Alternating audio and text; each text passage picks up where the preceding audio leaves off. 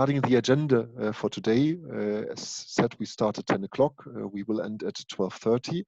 There will be a short research-focused introduction to the Nexus and to SIM4NEXUS, which is a project funded under Horizon 2020. Then we have 3 presentations, and they focus on the policy, the civil society, and the business viewpoints of the project learnings, and with the recommendations just targeting these different levels. And then we will have individual discussions to each of these presentations. And from 12 to 12:30, my colleagues Stefania and Julia, they will be sharing the experience of playing the serious game for policy support at a specific session. And there will be some interaction with you on selecting policy cards, but this will just an intro, very short intro on how the serious game of SIM4NEXUS works. The findings of this webinar, they will be included in 2 of our project deliverables, the numbers 2.5 and 5.10. They will be finalized by the end of this month, so in a couple of days, and then they will also be published on the SIM4NEXUS website. So we hope to get good feedback, good interesting discussions with you, and that's what we aim for in this webinar. With this introduction, I now hand over to Floor Brouwer. He is environmental economist at Wageningen Research in the Netherlands, and he's also the scientific coordinator of SIM4NEXUS. And Floor has prepared for a welcome and introduction into the webinar, just framing what we will do today. Floor, it's your turn. Thanks, Guido. Thanks. Good morning. Floor Brouwer, as said, Wageningen Research, and I'm the scientific coordinator of this project, and with the challenging title SIM4NEXUS. And I'm happy to share a few slides to start. And we gathered today through a webinar, but originally we of course were planning to meet in person in Brussels, but it's well appreciated you joined the meeting, the webinar where we speak about the policy part. To start with, the overall part of the project has 3 pieces where we have worked on during the past 4 years. It's about the sustainable integrated management of resources. So that is quite scientific challenge. Regarding the nexus, we are interested in the interlinkages between water, land, food, energy, and climate. It's very broad, and you will soon notice we even added ecosystems to it. And we see the need for resource efficiency in Europe, which has an important political motivation for this project. We started with a fairly simple concept on the nexus where we had the interlinkages between water, food, land, energy, and climate in relation to resource efficiency, which you find here at the core of the picture. As said, later on, we noticed that ecosystem services and the functioning of ecosystems is critically important also in understanding the nexus. And in terms of the science, we have covered 3 broad areas of focus in terms of knowledge creation, where we address societal challenges. We are interested into the interlinkages between the nexus resources. We argue that democratic science is critically important, and we address different pathways in terms of space and time. Our approach is all based on participatory governance, where we of course are interested in objective approaches and targeted and at actors, being the public sector, the private sector, civil society organizations, and of course, not to forget about consumers. Our methods and approaches is very well targeted at modeling using relevant indicators, and we eventually come to serious games. And this overall concept of the Nexus is a vital part for us argument that we eventually try to come up to Nexus compliant practices and innovations. During the past 4 years, we have been working on 12 case studies, primarily across Europe, but we covered some work outside Europe, including Azerbaijan and a global study. And in Europe, for example, we were mainly interested in the impacts of a low carbon economy in Europe on the 5 elements of the Nexus. That is definitely a topic of the presentation today, but we have a broad scala of other examples that will be presented today. Eventually, one of our products is Serious Games. It's part of the program later this morning with introductions from Lisa Andrews and Stefania Munaretto. We have experimented on playing games with university classes and summer schools. That was largely a training and learning experience, also for the project, but we have an exploitation strategy to kick off during the summer, where we also start working on using and playing the games for playing with policymakers and civil society organizations and the business sector.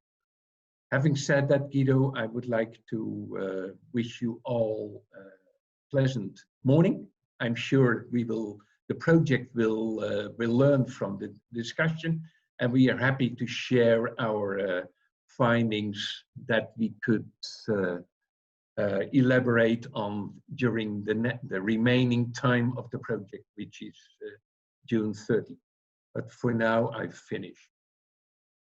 Okay, Flo, many thanks. Exactly. So we have some challenging times still ahead, even if it's only a couple of days, but it is challenging. Good. So now we step into the first technical presentation on the Nexus, on SIM4NEXUS. I'm pleased to have on my side, at least here on the video, Maria Whitmer. She is a policy researcher at PBL, which is the Netherlands Environmental Assessment Agency, and her mission is to bring science and policy together, which sometimes might not be that easy. You know quite a lot about this. She has been leading the policy work in SIM4NEXUS, dealing with all the case studies, supporting all the case studies in their different work, not just only on the generic level. And she will provide a presentation on policy recommendations for resource efficient and low carbon Europe. Maria, time is yours.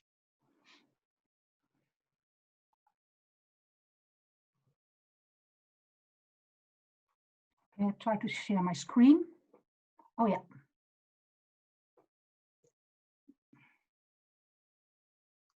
There we go.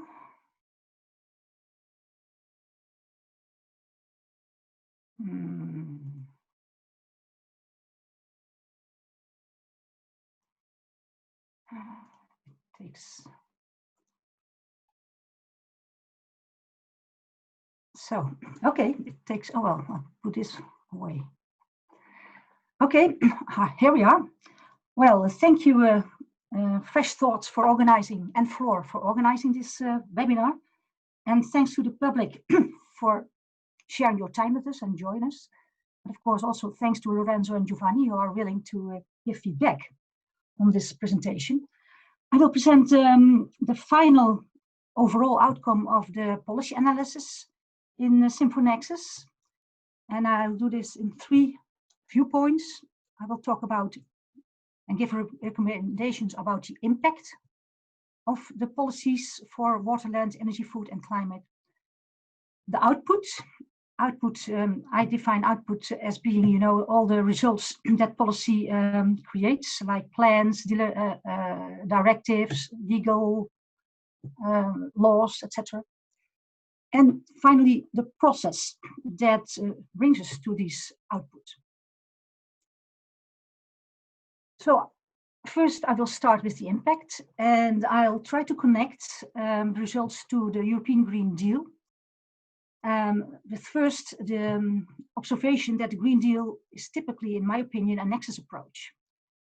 You see the quote that all actions and policies will have to contribute to the Green Deal, and that the challenges are complex and interlinked. Okay, it's not called a nexus approach, but I see it as a nexus approach. Well, we had to define when we find a nexus approach successful in policymaking.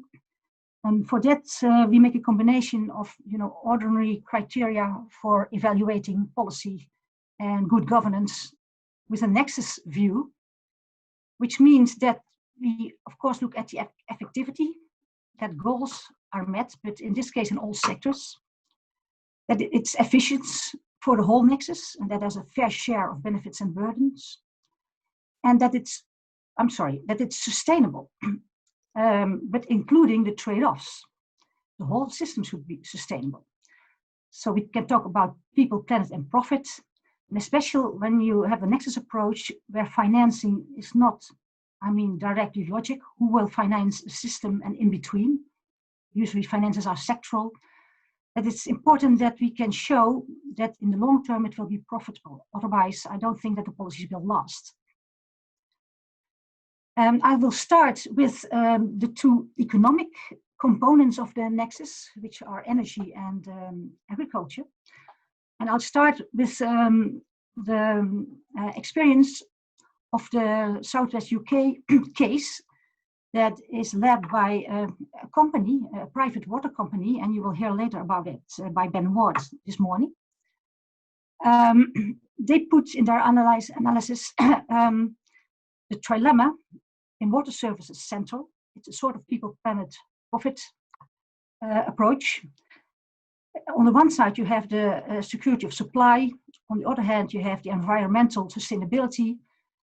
On the top, you have the equality, which they translate into value for money and affordability. And they made a very complicated system dynamics model. They came to a very basic insight, which I want to share with you because I think it's in its simplicity, it's valuable for the whole transition we have to make. They found after many runs that they made that most cost-effective approach to be secure of supply and save the environment is in the first place, change your behavior, then increase efficiency, and third, increase the supply capacity according to the demand. And I know that the real world is far more complex, but I still think that this we should keep in mind in our difficult task to make the transition.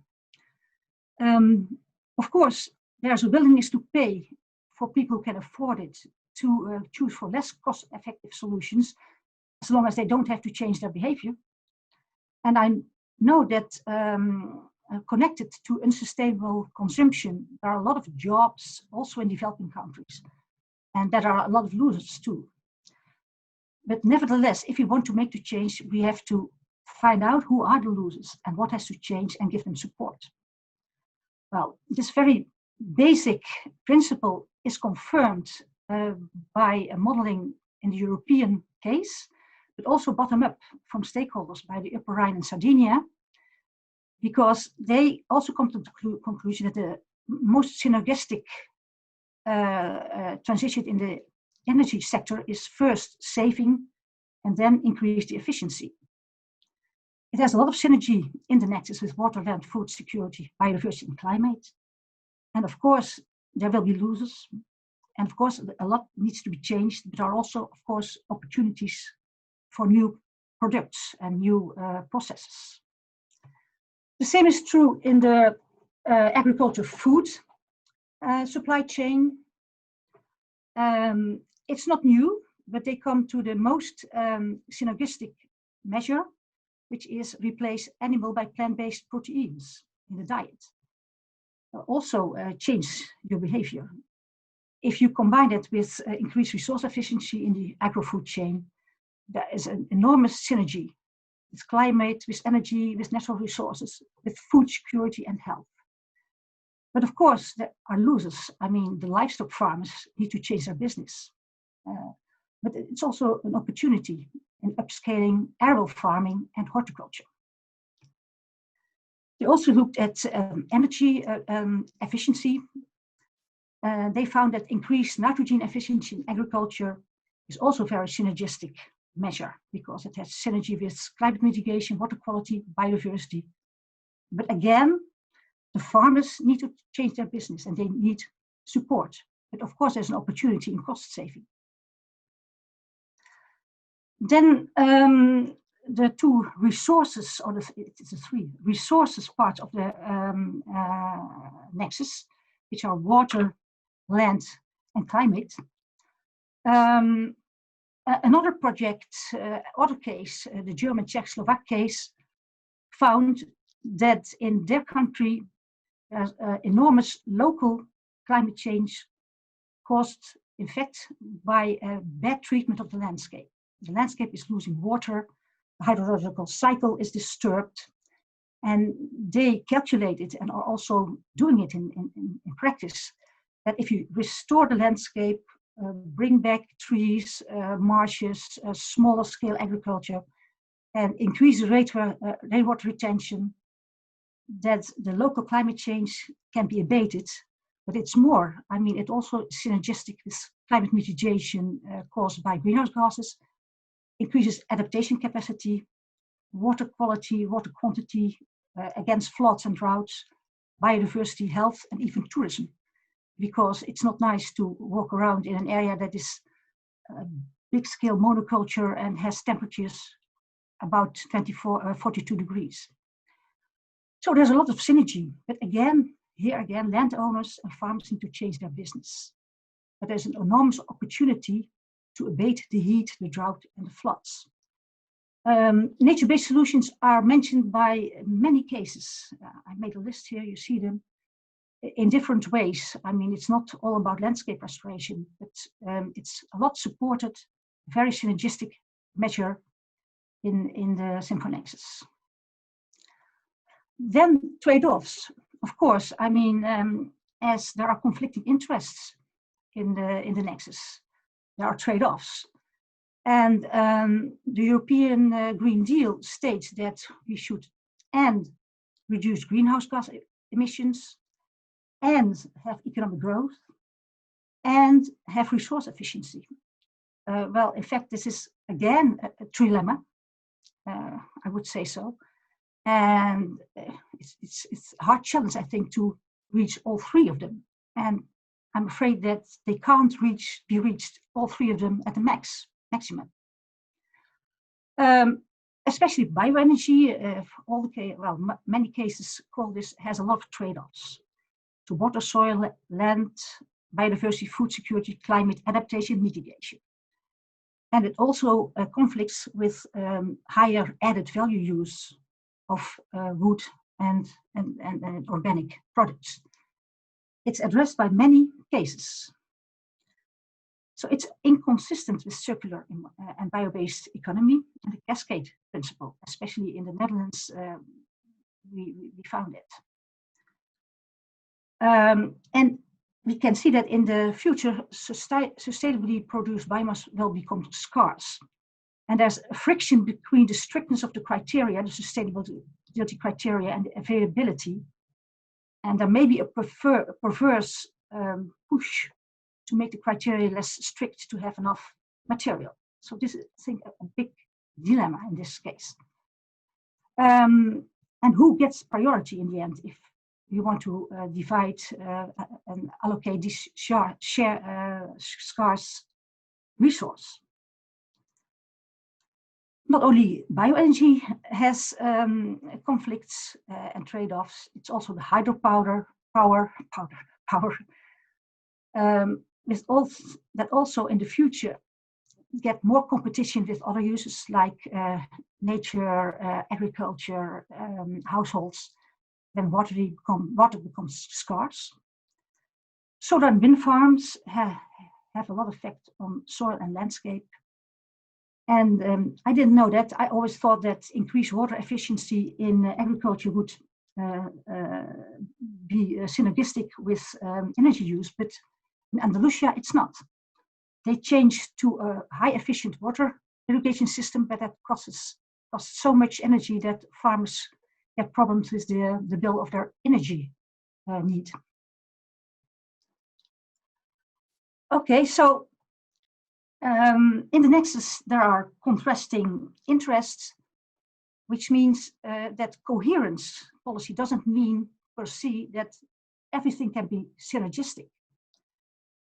We make a different definition about Nexus compliant output. In the first place, there must be cross-sector horizontal coherence in the goals, programs, and instruments, which means that synergies that are available are explored and exploited. But there are trade-offs, and trade-offs can't be avoided. I mean, it's a logic that it could be possible that there is an optimum Nexus state. But trade-offs should be assessed, recognized, and if possible, avoided. It won't be possible always. Then they should be mitigated. And if that's impossible and the political choice is to go for that policy anyway, there must be compensation of the losers. So it's not about only synergy, it's about transparent choices between conflicting interests. That's what we call and define as coherent policies. And of course, there must be vertical coherence. I mean, lower levels should implement higher level policies, but also higher level policies should support lower level, also diagonal. For example, energy policy can frustrate water and land and agriculture policy in the region. So, concluding, there is no optimal state, objective optimal state of the Nexus. It's a political choice where you want to go to. And I took a quote from the Sardinia case, which I think that describes very well. There are multiple ways and pathways to reach your goal, and they always have trade-offs. It's a choice which trade-off you choose. There's no one single optimal strategy. So now, in red, I give recommendations, and first I want to give recommendations for the renewable energy policy directive. This comes from the global, so put stimulating policy of the use of bioenergy only in place if you really have assessed well, and you really know there are no negative effects on food security, that they are climate neutral, and that you know that it's likely. It's hard at the global scale to control that. There must be clear and strict sustainability criteria for bioenergy, and we heard from several cases that they don't find the current criteria clear enough and strict enough. A stricter regulation for land take by bioenergy crops, but also solar farms, wind farms. Stimulate innovation so that there will be new sources of energy, better uses, more efficient uses. From the Upper Rhine, which is a transboundary case, they say, please stimulate transboundary cooperation on energy policy. And there is a lot of opportunity in the CAP, also related to the Water Framework Directive. I would say that agriculture and food sector, that they are key to increase the sustainability in the Nexus. In the first place, I would advise to take local and regional climate change caused by the landscape degradation and dehydration serious. And I would also advise to investigate its occurrence extent within Europe, especially in the former communistic countries that have large monoculture agriculture. It could play a much bigger role in the local climate change than we would know by now. Stimulate the landscape restoration and soil conservation in agriculture. Please be stricter in the greening conditions for payments.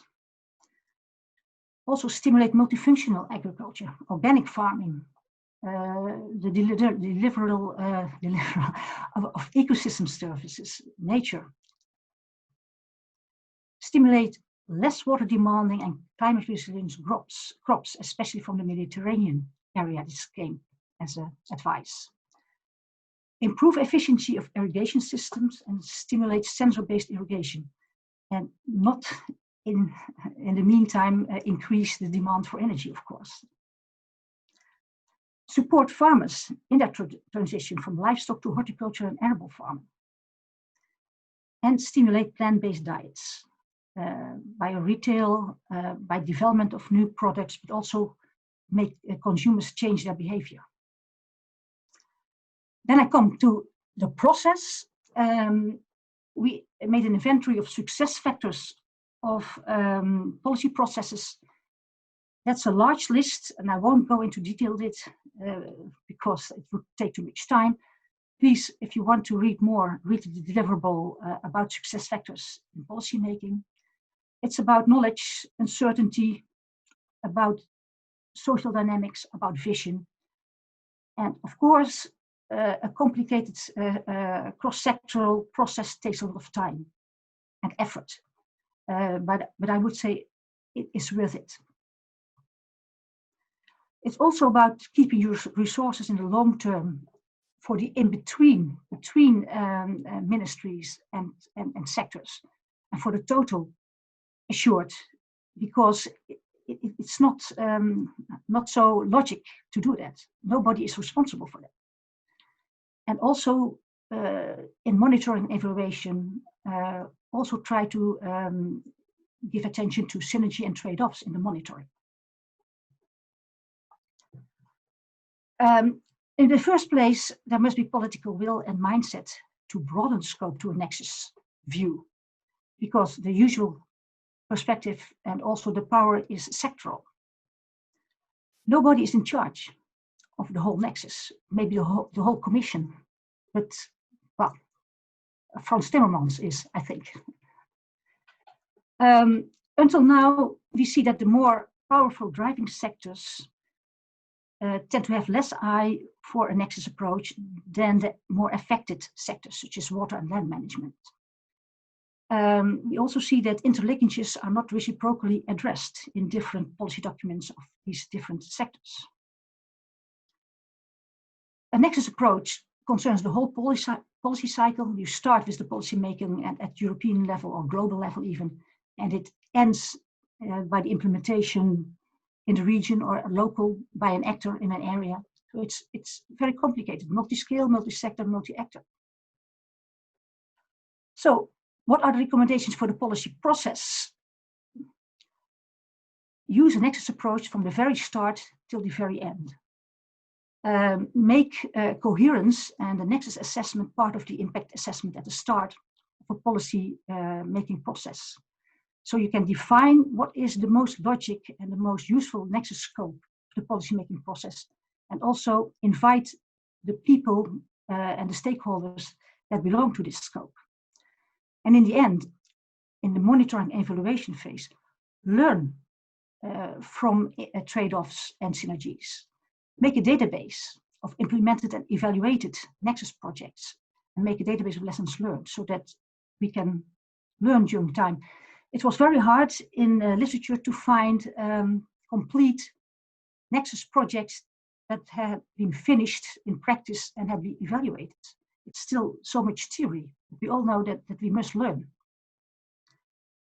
New integrating themes stimulate a nexus approach, and we already see a lot in the European developments that farm to fork, for example, the Green Deal, sustainable cities, couple circular economy to planetary boundaries. These integrating themes can bring people together. And you could think of institutionalize these nexus themes, team policy fields and scales, maybe temporarily, maybe permanent, although permanent institutionalization will create new boundaries. That's no knowing. What also came up in the cases is that data are very difficult to find in the first place, but also to exchange between sectors. They don't have the same definitions, they don't have the same framework. So make a database of Nexus connections and make a framework for data collection so that they can be exchanged between sectors. And try out the enormous list of success factors. And maybe there is, a good enough practice that you can find essential success factors that you really have to implement. Another thing that for innovations, public-private partnerships can be very useful, also in the Nexus approach. This was my presentation. I thank you for your attention, and I thank all SIM4NEXUS cases who gave a very varied material and rich contributions in an enormous report. And of course, I couldn't use everything, but they brought me to a very nice insight, and I hope you enjoyed it too. Maria, many thanks for this presentation. Maybe you just, yeah, exactly, you move it from the screen. If there's any question from the participants, please put your questions into the Q&A boxes. I might start with a question which came to my mind. I mean, you were talking about the good enough cases, good enough practices. Maybe you can share with us some of the good practices you have seen, or some of the failed attempts you have seen, and where you believe it might be worth to share them with us, so we get inspiration from specific cases. Because in the presentation you've put all the data together just to give an overview, but maybe, I mean, you've been working with all these case studies, so maybe you have some specific elements where you would say, oh yeah, this is great, look at these elements here, there has been a big step forwards, this is an administration which has the right processes working in the right way. So maybe you can share some of your findings as well, which come to your mind. Well, one I think good example is in Southwest England, what they call upstream thinking and catchment-wise behavior. Well, there's a deal between the drinking water company and the farmers upstream to farm in a more environmental friendly way, and also to restore wetlands, forests, etc., because they found that it's cheaper to do that than in the end use water purification measures to make your drinking water. I think that's a very good thing. In Slovakia, there was an enormous movement for landscape restoration, and they first organized all sorts of conferences, invited politicians, invited all sorts of stakeholders to convince them that they should, stop the landscape dehydration, and they should restore the landscape. This finally ended up that also landowners and farmers with NGOs work together to restore the landscape, and it really helps. I mean, sometimes heat goes up between 40-50 degrees, so people are really convinced that something needed to happen. So I think these are two very good examples that it may work. People are convinced that they should go that direction. Ben, do you want to add? Yeah, do you want to add anything? I mean, you have your presentation later, so that comes later. But maybe you want to add something specific to Maria's mention now. Yeah, no, it's firstly to thank Maria for citing us as a good example. It's nice to hear. Thank you. Just a bit of background on the catchment management project and upstream thinking, as we call it. The idea behind it is just to try and better manage raw water quality by improving farming practices in our area. And so we've been doing this for between 5 and 7 years now, and it's something we've made a big pledge to do in the next period, which has just started, so 2020 to 2025. And the theory behind it is very simple. We work with farmers and improve their land management so that the runoff doesn't pick up sort of farming waste and fertilizers, and ultimately it improves the raw water that we treat in the rivers. And the benefit to us really is that we can have less complicated treatment processes potentially, and we can use less chemicals and less energy ourselves by treating better quality raw water in the first place. So it's a bit of a win-win all round, really. We help the farmers protect the natural environment, we work with them to improve their farming practices, and in return we use less chemicals and energy to treat the raw water when we supply it to customers. So a nice project, and has been going well. I think if I can just touch on one other thing that Maria said around the opportunities for changing customer behaviour. I think that's reflected in the farming practice as well. But what Maria was specifically citing was our consumers, our regular household behaviours, and how we can reduce their consumption of clean water. And again, the concept is very simple. We ask our customers to help us, to help themselves, and we provide tools and means to help them improve water efficiency and reduce their demand use. And in turn, that means that we don't have to invest so heavily in reinforcing our network or expanding our network in many cases. And again, we treat less water, and so that again is probably one of the only policy cards, or one of the very few policy cards that we have in our game that helps the water sector, the energy sector.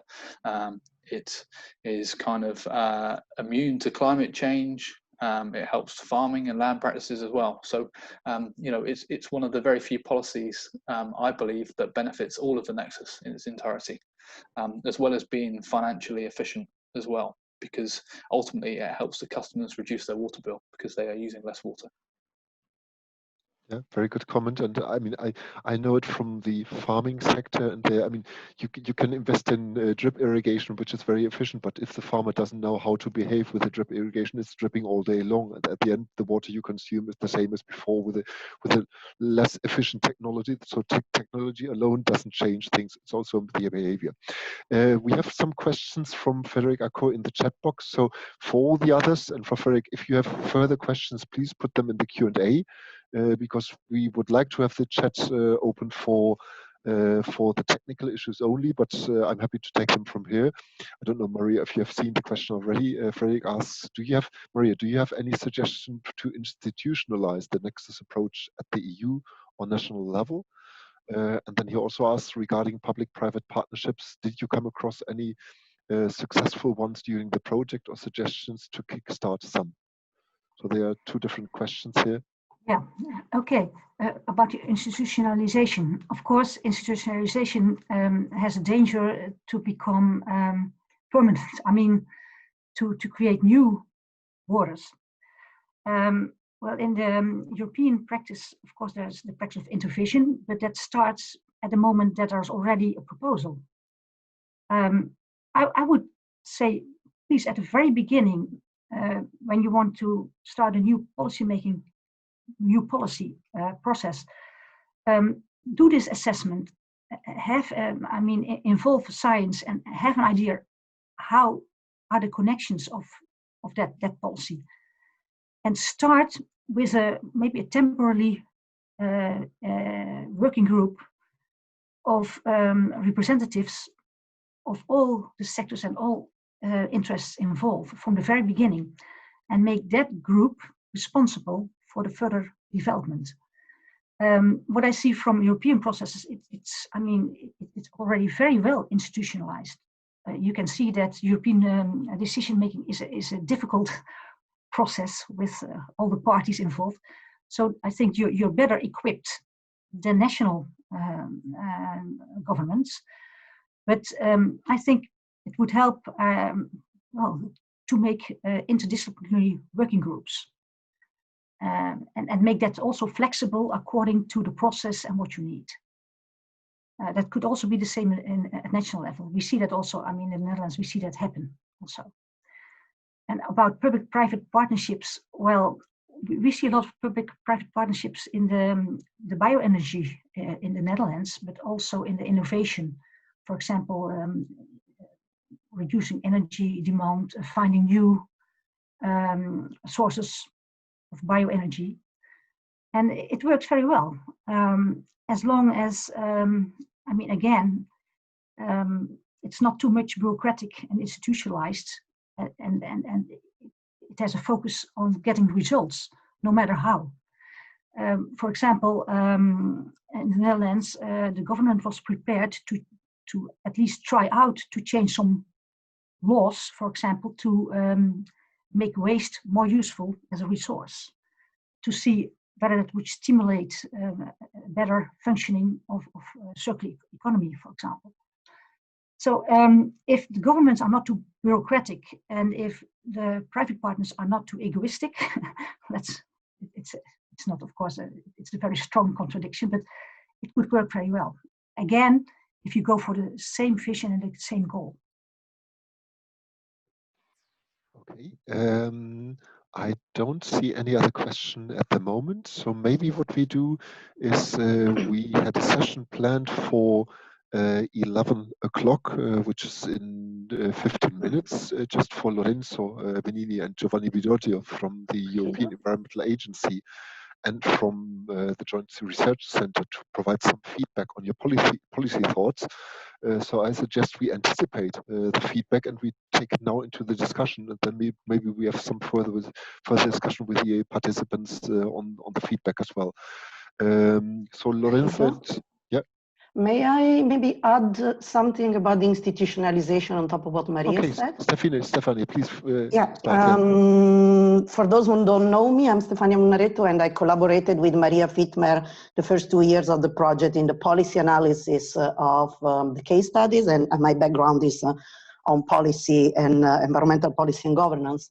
And on the institutionalization, one of the elements I think that it's important is that the Nexus concept is a rather new concept, especially for policy-making domains and environment. So we are building the language of the Nexus, the science of the Nexus, the knowledge of the Nexus.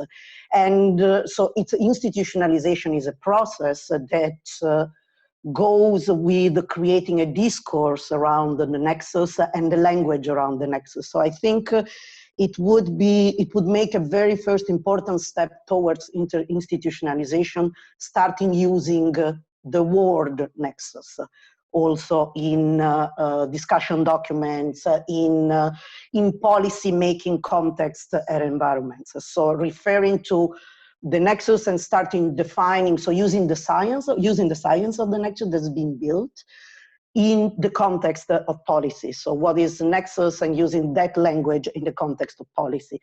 And that starts building the necessary mindset that then is required to bring together cross-sectoral working groups, for example, as Maria was mentioning. So it is a process that starts with the framing, with generating a discourse around the Nexus. Okay, Stefania, many thanks for these viewpoints. Lorenzo, would you mind about starting with your thoughts, with your feedback on the presentation by Maria? Lorenzo Bonini, we asked him to provide feedback. He has PhD in environmental science, and he works now at the European Environmental Agency since 2016 in the area of integrated assessment for sustainability program. So I'm pretty sure you know what you do, what the EA is doing about this, and you might have some good feedback ideas on Maria's presentation. Thank you, Guido, and thank you very much for having me with you today. And first of all, I'd like to congratulate with the outcomes of the project so far, because of the richness of examples that have been provided, and also their say real life dimension, which is practical dimension, which is very important, I think. So yeah. I would say that the outcomes and many of the recommendations that have been presented by Maria resonate very much with the understanding of the European Environment Agency about the nature of systemic challenges, systemic environmental challenges, and broader sustainability challenges.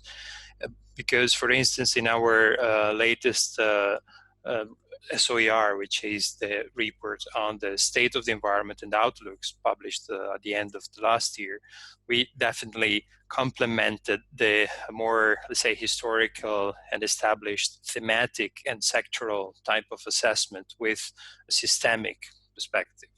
And with the systemic perspective, this meaning that we adopted a production and consumption system logic, and we look across these production and consumption systems also through the lenses of the Nexus.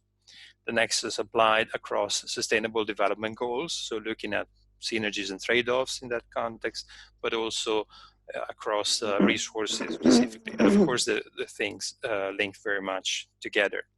And this is fundamentally in line with what is being presented today. Moreover, say the type of the knowledge base that we are developing at the EA, I think could benefit very much by the outcomes of this project because of the, let's say, response-orientated nature of these of the outcomes of some of these projects, of some of these case studies, because indeed we want to look in the context of the Green Deal for synergies, which can allow us to achieve multiple goals at the same time. But also, and I think I very much agree with the points made on the trade-offs. I think the trade-offs analysis is fundamental, and I think it's a sign of maturity for scientific developments in this field, but also in the context of policy. In particular, because I think that what has been just said about the need to recognize that some of the policy goals might be contrasting and not necessarily be all achieved at the same time is the first step towards mitigating them and compensating. So I'm fully in line with the recommendations made here. And I would also add that from a evidence-based perspective, I think that these unveils an issue about our knowledge base, because we tend to think that the environmental and sustainability problems can be solved through optimization, but that's not really the case. It's not just a technical matter, it's not a technical problem, it's fundamentally a political choice. And in that context means that we have different actors, agendas, winners and losers, and power asymmetries. And that's very important, I think, to recognize for a matter of democracy as such. So that's something I felt sharing with you.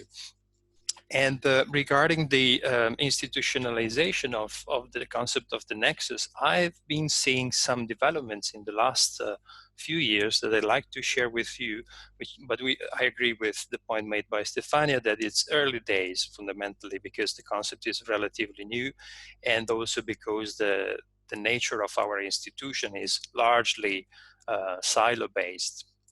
But as I mentioned before, I've seen some developments both largely in the European Commission. And one of them is the farm to fork strategy, for instance. I haven't seen before 3 policy DGs like Sante, Agri, and DG Mare working closely together to put on the table a strategy like that. Typically, strategies are mostly brought forward by just typically one policy DG, and then of course discussed in the inter-service consultation. But I think that the shift from again themes and sectors towards systems or systemic understanding of the issues, we can see that already happening in the Commission, at least in some parts of that. So I think there's much more attention. Moreover, I've been joining some of the discussions about planetary boundaries monitoring, and I can see there's quite an interest which is spread across different dimensions of the connections of the Commission. So although the EA is not part of the Commission, we are participating in these exchanges. So I think there's progress there, but indeed it takes time to become something more structural and long-term. Another aspect which is, I think, promising in terms of institutionalization is the fact that the environmental implementation review, which is the mechanism that the Commission uses for monitoring the effectiveness of environmental policy and its implementation in member countries, points clearly to a lack of policy coherence, and the solution to that would be the adoption of a Nexus logic. So I think this concept is really being taken up. And the last point about policy institutionalization that I'd like to share is about the concept of enablers, so sustainable finance. I don't know whether you're familiar with that, but there's a whole initiative by the Commission, which has been recently approved by the Council, about a taxonomy of economic activities which are meant to be environmentally sustainable by the Commission. And in order to be financed according to that type of framework, they have to meet criteria for 6 different types of environmental and sustainability goals spanning across the Nexus. So I think the thinking is sometimes even much more institutionalized than the definition of it. So I think there are very good policy developments along these lines, but I would say that the recommendation of moving towards an impact assessment, so for instance, in the context of the better regulation toolboxes and the issues of the sort, towards the Nexus is a very good idea, and possibly this will be object of consideration by the review of that approach.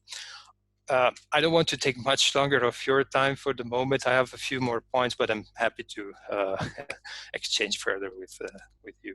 So thanks for now. Lorenzo, I don't think that you're taking our time. I think that's really very useful information and input, which we also need for the project and for the work we're doing.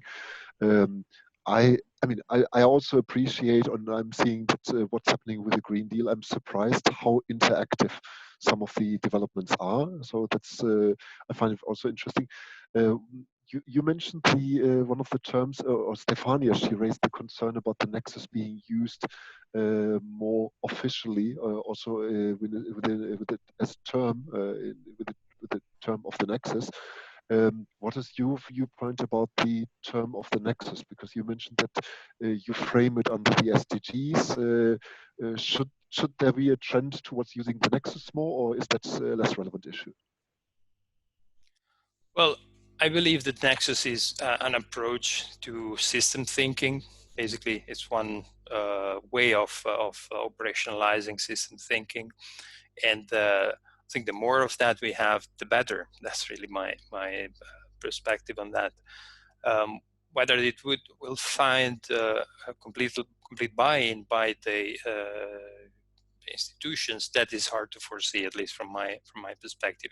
Indeed, it's a matter of creating a discourse about it, and proving also its effectiveness in solving, or at least helping the policy process.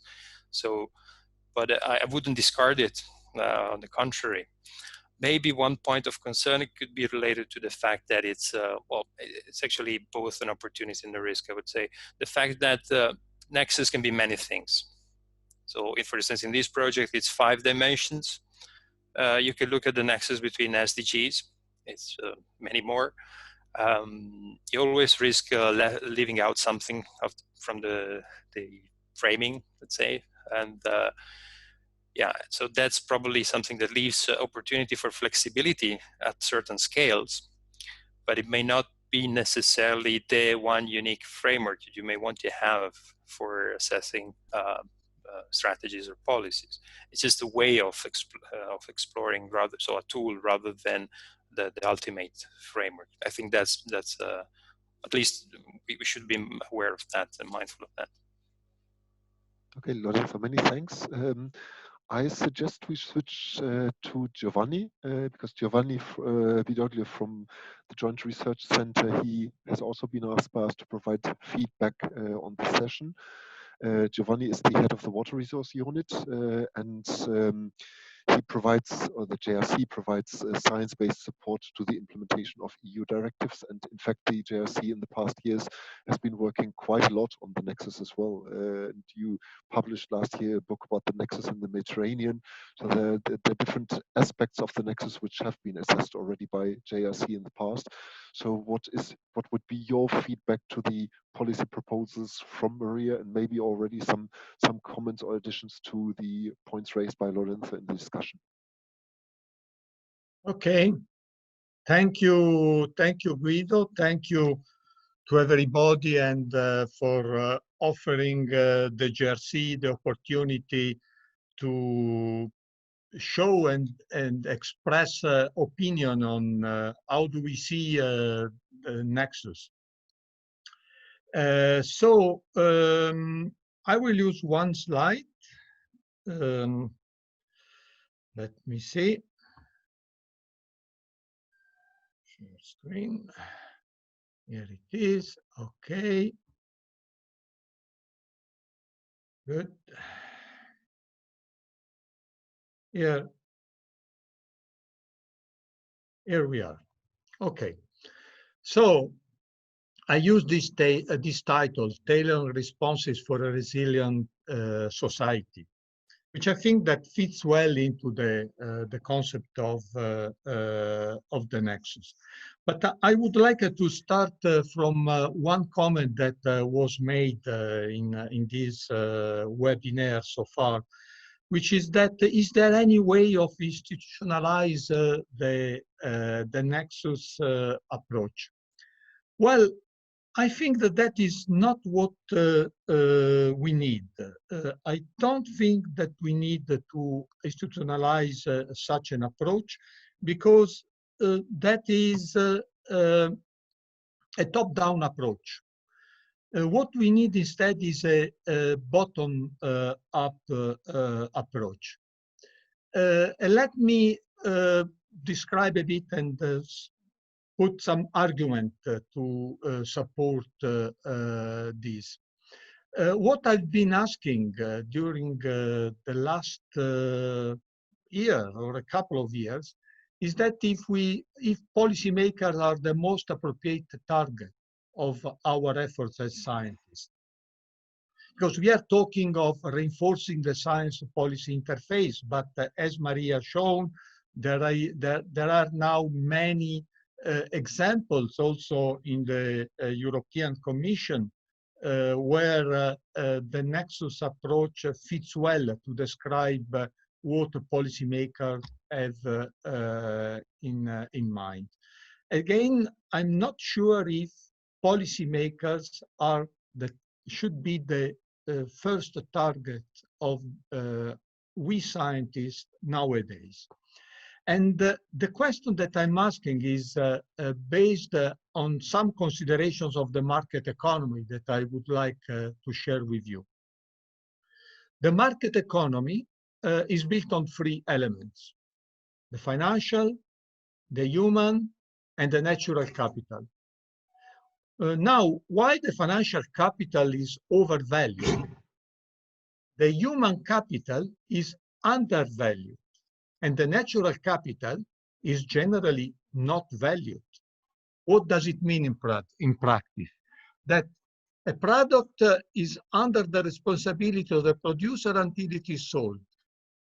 It passes then under the responsibility of a consumer while it is consumed. However, emissions and waste, which are affecting health and environment, have no owner. Now, it seems that our society accept this mechanism of the market economy, which means implicitly to accept that benefits are privatized and that the costs are put on the shoulder of the society. What to do to cope with that seems obvious, but in reality it is not, because man is always complaining and asking for changes, but in reality we do not want to change. It is difficult for people to abandon the comfort zones. Why we should abandon it? A zone that has provided us with so many benefits. And policymakers are not different from we normal people and scientists.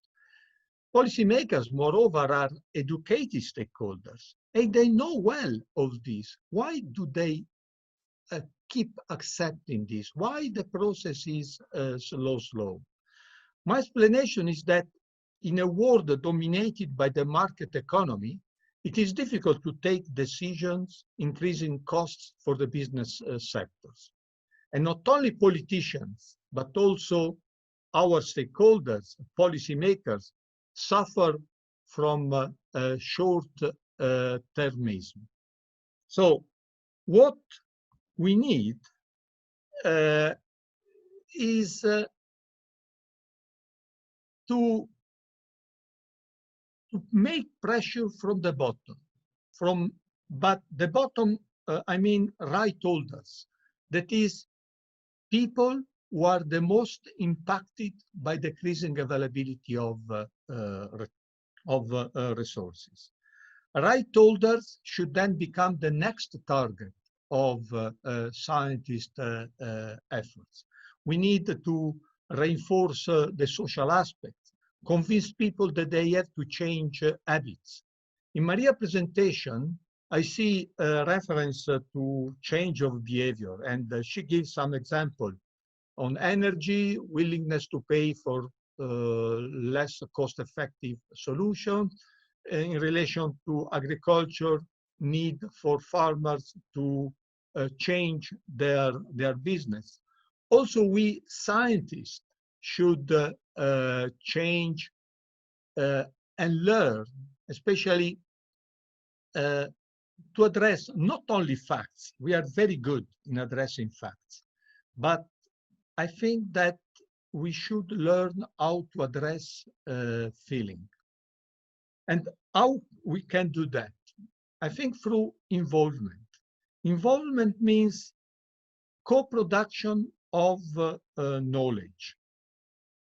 There is a need to generate awareness, and that is what we have been doing, and we are still doing, you know, for some time. But there is also a need to propose solutions demonstrating potential benefits. And how can we achieve that? I think that the best way is by harvesting explicit and tacit knowledge.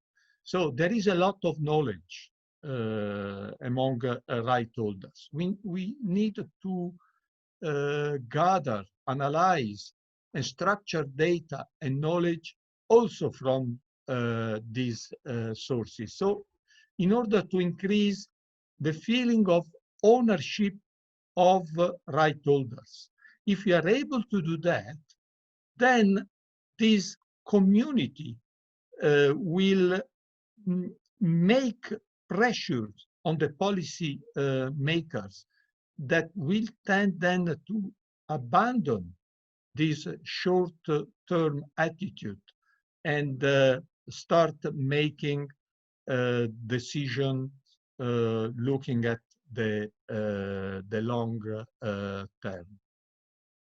And of course, last but not the least, we should also be quick, not to keep on postponing a solution to the next project for sake of getting funded once more, but put together the right information at the right time. So that is my consideration to what Maria presented. Good thoughts.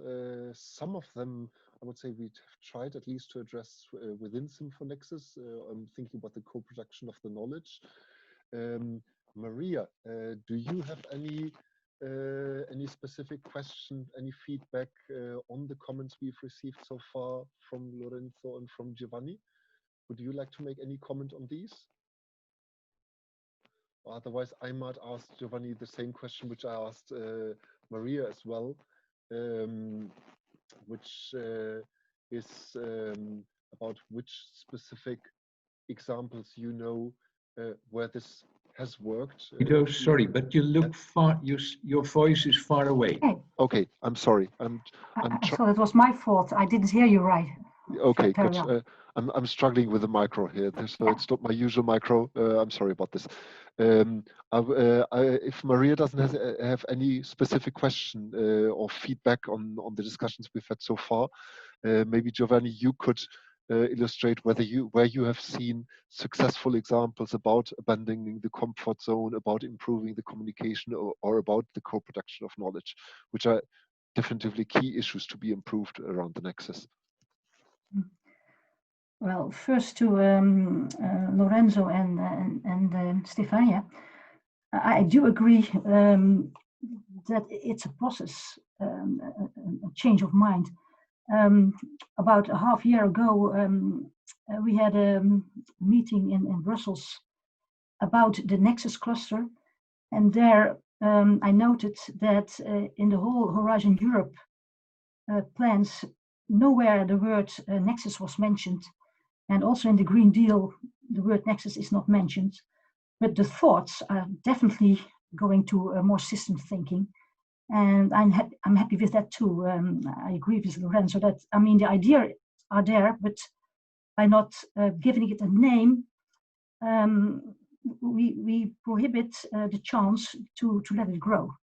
So I agree with it. And I do agree that system thinking is the solution. I mean, we won't reach the goals if we don't do that. And I also agree that a lot is going on already. I admire it, as I said, the European Commission and its policy making, how they are doing it in difficult circumstances. And the roads they choose are, I think, very well in the direction that, to my opinion, should be the direction.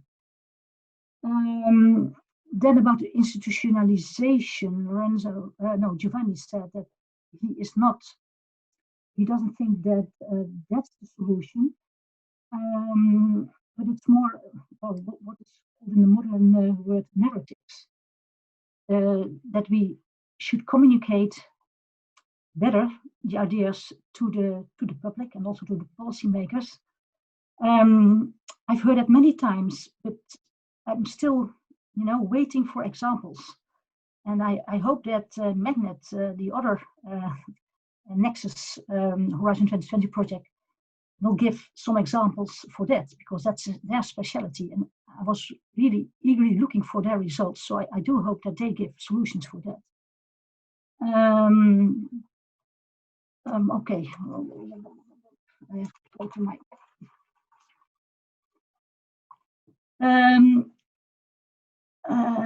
So in our long list of success factors for a successful Nexus policy process, it's a long list. And if I see it, I think, wow, is this feasible? But a very important part is what we call democratic knowledge. It's bringing knowledge from the scientific part together with knowledge from practice, stakeholder knowledge, experience knowledge. And I do agree that there's a lot of things are to learn there. So if we choose a good enough process, we definitely should not skip sharing knowledge between scientists and people from practice. I really do agree about that. And of course, there is a lot has been written about integrated approaches. It's already decades old, to be honest. But as it really comes to Nexus approaches, there is still very little experience in practice. So I do hope that by now we're going to try it out, try a pilot. I mean, start, well, farm to fork, I think is such a good pilot. Let's see how it works. And I do hope that it will be more successful than the historic sectoral approaches. Let's learn from practice. Okay, Giovanni, any feedback from your side? Or maybe you asked me a question, Guido. If there are good examples, and then also Maria made some comment about that. Well, I think that there are some good examples, but as Maria said, very few. So you mentioned a report on the Nexus in the Mediterranean. It was not published last year. Last year, we published a report on the water energy Nexus in Europe. And at the end of this year, we will publish the report on the Mediterranean. In that context, we are collecting examples of best practices in the region. And it is difficult. It is difficult. We have collected some, but it is difficult. But I think that that is by demonstration of the benefits of the application of the Nexus approach on the ground. That is the only way that we can implement a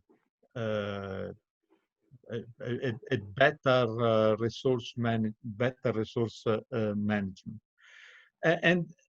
And there are, let's say, many examples and very few good examples. The many examples are maybe those who are, which are supported by funding of projects. These examples survive together with the existence of the funding. Then when the funding is over, then they go back to the usual approach, because that is the one that fits better the market economy. And here we go back to this. We are so much embedded and living in the market economy that even the most visionary people have difficulties in implementing the approach. That is why I think that the real change should be at the level of each individual. And an example is coming from the young generation. The young generation have understood more than our generation this approach. Look at all the complaint that how they complain about climate change, and that is because in the market economy, by preferring putting costs on the shoulder of the society and privatize the benefits, that means that the health sector and the environmental sector are those affected the most, and the next generation. So we, by keeping on living in the comfort zone, accept that the costs are paid by the health sector, by the environment, and by the next generation. And the next generation are waking up. They realize, say, oh, which world are you living to us? And they're starting complaining. Maybe I can add to this. Two cases, Sweden and France, Germany, transboundary, they got from the stakeholders the advice to start very early in education to teach youngsters, children, about a Nexus approach, about the system, about the connections between people, payment, and profit, so that they would take it for granted that thinking in this way is normal. But I think that's a very good advice, but maybe it's not necessary. Maybe we adults don't have to teach them. They know already. To be true too. Yeah, yeah. No, because they are experiencing the problem. Yeah, you know. Yeah. Just stay using the same language of the market economy. They realize that they will not have the same welfare system as we have today. Okay. So we are not talking about environment or better use of natural resources. So even in using the language of the market economy, they start asking, say, oh, what is going to happen to my pension? You are using the money of my pension for your pension today. Who is taking care of mine? Exactly. Can I chip in? Yeah, exactly, Lorenzo. I just wanted to hand over to you if you have some comments before we step into the Latvia case study. Exactly. Thank you very much, Guido. Well, I very much agree with the points raised earlier, especially on the need to change the paradigms which are shaping the way our society works. So the market economy is indeed a factor which is very much shaping the way the systems, the production and consumption system work. And whereas while behavioral change is very important and a potential very important leverage point, we have to also to be mindful of the fact that yeah, there's awakening in society indeed, but still the new generations are bound to certain possibilities. So it's, for instance, the case of the food system, which is I'm more familiar with. So despite the variety of information that you can display to consumers, their choice will be very much dominated by what they can afford. Okay, and despite their willingness, you know, so they can consume less and better. Yeah, indeed, but still, we need policy to enable more fundamental change, which is not just at the level of marginal efficiency gains, but it is more transformative.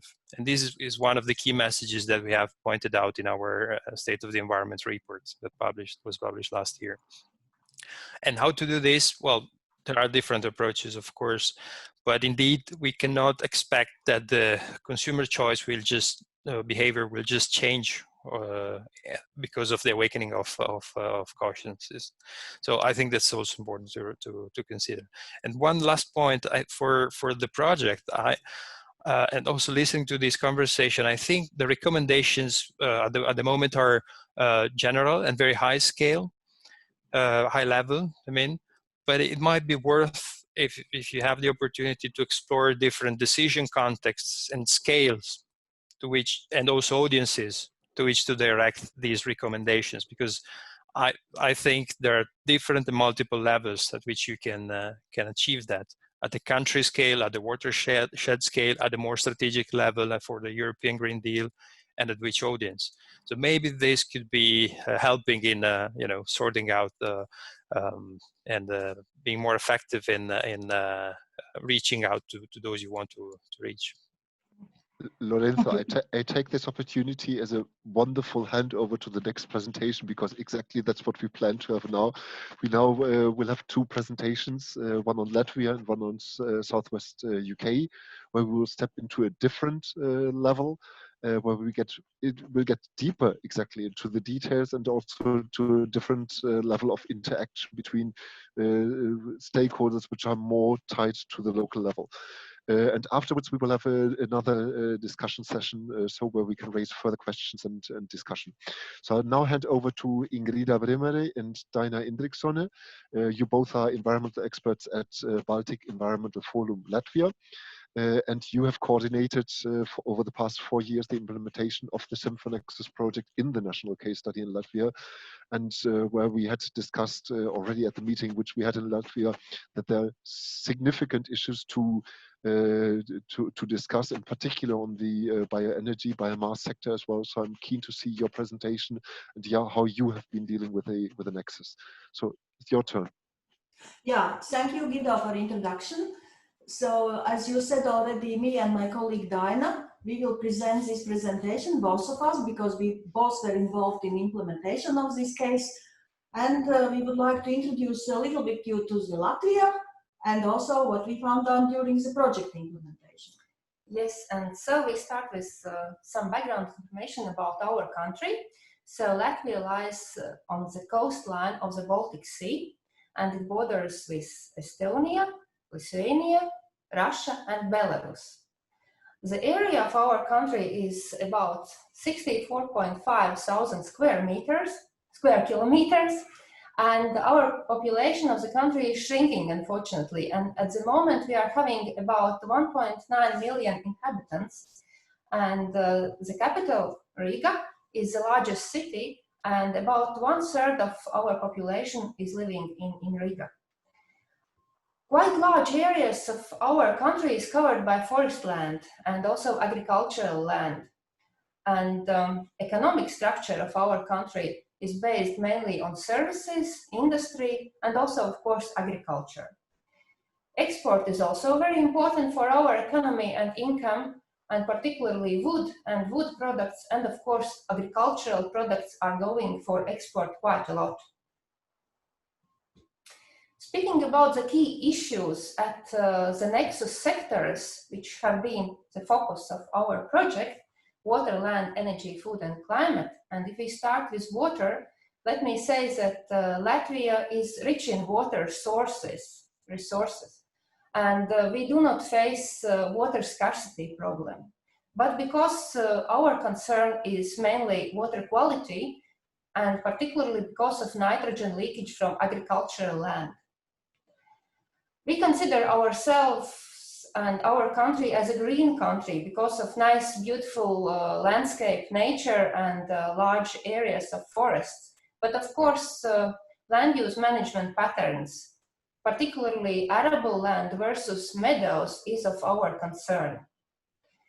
Similarly to many other EU member states, increasing energy efficiency and even more increasing use of renewable energy sources is a particular issue for our country. Sustainable food production is getting an increasing attention. For example, biological farming is getting more and more important for our country. And of course, with respect to climate change mitigation, we have a big challenge and the need to reduce our greenhouse gas emissions and increase CO2 sequestration. So to sum it up, for our case, for Latvia case study, we have chosen a focus towards low carbon development and resource efficiency. Yes, and few words how we had this approach to the case study implementation. It was not us alone who did it. Of course, stakeholders were very important for us, and by addressing them, we find out that there are mutual benefits from stakeholder involvement activities. First of all, these are shared experiences and up-to-date information on policy developments. And I think that this was a two-way street, that they also benefited from our meetings and discussions. Of course, we used some background information and national policy and legislation analysis, and building on previous experience helped us to focus issues and also to find issues in related policy sectors. So of course, this all us allowed to define pathways. And as it was said already before, we are focusing on low carbon development, and which is very beneficial that it is also high on our national policy agenda. In fact, we are working at national level, but practical implementation is important very much to go down to regional and local level. So in fact, if you want to address pathways towards low carbon development and resource efficiency, it calls for introduction of Nexus. Yeah. So as the title of our presentation is about serious games, we want to show you this approach. So in fact, if we want to see interactions of Nexus, we think about conceptual model, but further steps to implement this and to get into live and serious game goes through the stage of system dynamic modeling, and then at the end we have serious game. So in fact, what is the benefit of this serious game? For policymakers, in real life setting, they could see the effects only after some time when something is implemented, and they can assess results and see all mistakes or all benefits which occurred. In a game environment, we can simulate this development and see it in much how to say, playful environment, and it could be established much earlier and maybe with some not so beneficial decisions. Yeah, in fact, if we had a package of policy interventions like instruments and measures, what we want to apply to Nexus sectors, we put it in context of our conceptual model. And conceptual model shows interactions between these different nexus. For example, if we take a water, then climate sector influences water by ensuring precipitation, and we are very much dependent on sufficient water which is precipitated. But water is used for production of energy because Latvia is having some hydropower capacity installed, and so it is very important that we have sufficient water there. As Diana said earlier, Latvia is very much affected by land use sector, by food production, by agriculture, because there are runoff, and we do have these quality problems in our water bodies. So in fact, we can draw these interlinkages for many sectors. But further, it is made into system dynamic model and developed a serious game. So, few words about serious game now. Yes, for Latvia, this was an interactive tool, and we will show you some results in a minute to explore how policies impact on different Nexus components. And as I said before, that system dynamics model, it presents a baseline scenario in our country up to 2050. Of course, if we wouldn't have any additional policy applied, there would be some development which is based on policies which are already decided and implemented. Of course, if we have a chance in this game to apply some policy measures and instruments on top of this baseline scenario. For Latvia case, we have developed a set of 27 policy cards, and they are, let's say, distributed for all these 5 Nexus sectors, what we are looking in our project, for water, energy, land, food, and climate sectors. Number a little bit differs, but in fact, they are distributed for all sectors. Some other countries have different sets of policy cards, but we are talking now about Latvia, so we are concentrating on this. And of course, by playing this serious game, we can see what changes occur in our Nexus health and compare it to the baseline scenario. And now we would like to share few examples. One game option, implementation of agricultural practices. As it was presented earlier, that agricultural practices plays quite important role. So what we have tested, these are support to organic cereals, legumes, and precise fertilization. You can see on top right part of this picture that there is a field where we select appropriate policy cards, and yeah, we can drag them like it is shown now to this field and then make turns and see the effects from these cards. On the top left corner, we can see the Nexus health score and also graphical depiction of these Nexus changes. I would like to show and stress that in games, we are not looking at absolute values so much, but we are more looking at tendencies, at trends. And so what we see here, you can see that there is an interruption of these policies around 2030, and how it shows in the summarization. Yes, you can see that when policies are not applied, there is a quite sharp decrease in water, let's say, health, and also in climate health. So in fact, our conclusion is that this game environment highlights the need for continuous application of sustainable agricultural policy measures. Otherwise, we are getting back to business as usual, which may not be so beneficial for the Nexus health. And here we would like to present one more example for the game option, what we have tested and what we would like to show. So here in this example, we have tested two policy measures. One is taken from the field of land sector, and we have tried the policy if there would be increased area for rapeseeds in Latvia, which is actually quite normal and logical. Currently already quite much rapeseed is grown in Latvia, and when you travel around, there are a lot of yellow fields. And growing of rapeseed is beneficial for farmers, and so it can be predicted that, that this tendency will increase. On another side, we have also tested the policy for introduction of mandatory use of biofuels up to 2050.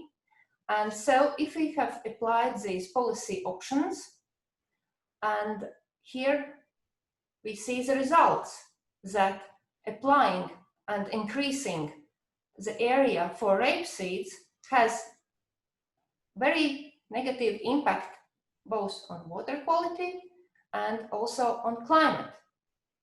Also, it reduces food health because less area is available for food production, for growing of cereals. As soon as we stop this policy card for increased area for rapeseeds, situation gets better. For example, water health increases and so on. So application of policy related to mandatory use of biofuels has some positive effect on the energy health. It gets better compared to the baseline scenario. So to sum it up, what conclusion we can derive from this example is that in this case, in this particular example, game environment highlights the environmental implications from growing of energy crops, particularly implications to climate and water. And so the conclusion can be, and recommendations, that policy measures to speed up implementation, for example, of second generation biofuels have to be on the policy agenda to serve both the climate change mitigation needs and also to serve the reducing impact on in the environmental field. Yes, we have shown you only a few options what we have tested, but there are a lot of possibilities to combine in different combinations these policy cards and to find out different implementation scenarios, going to synergies, maybe trade-offs, and seeking for the best and the more appropriate ways. But at the end of our presentation, we would like to share our perspective, what we have gained during this project. If at the beginning we were looking at Latvia case and focusing mainly on energy and climate by linking energy production and self-supply, use of biomass. Biomass is very important source for us, and of course it also relates to greenhouse gas emissions. But during the course of implementation, we have realized that the importance of cross-sectoral nexus interlinkages, it goes beyond the energy and climate. And land use at the end become a very important and specific nexus sector for us. And it is calling for specific policy measures. But coming back to games, we are facilitators of policy dialogue because we are representing non-governmental organizations. And in fact, as being involved in communication with different stakeholders, we find that such tool as Serious Game is very convenient to assess alternative options and to compare different solutions in an easy and gameful environment. And with this, we would like to conclude our presentation. Yes, thank you very much. Thank you very much for attention. Thanks very much to you. Very nice presentation, very clear about your messages. I will pass directly to the next presentation by Ben, and then we will have questions answer session afterwards.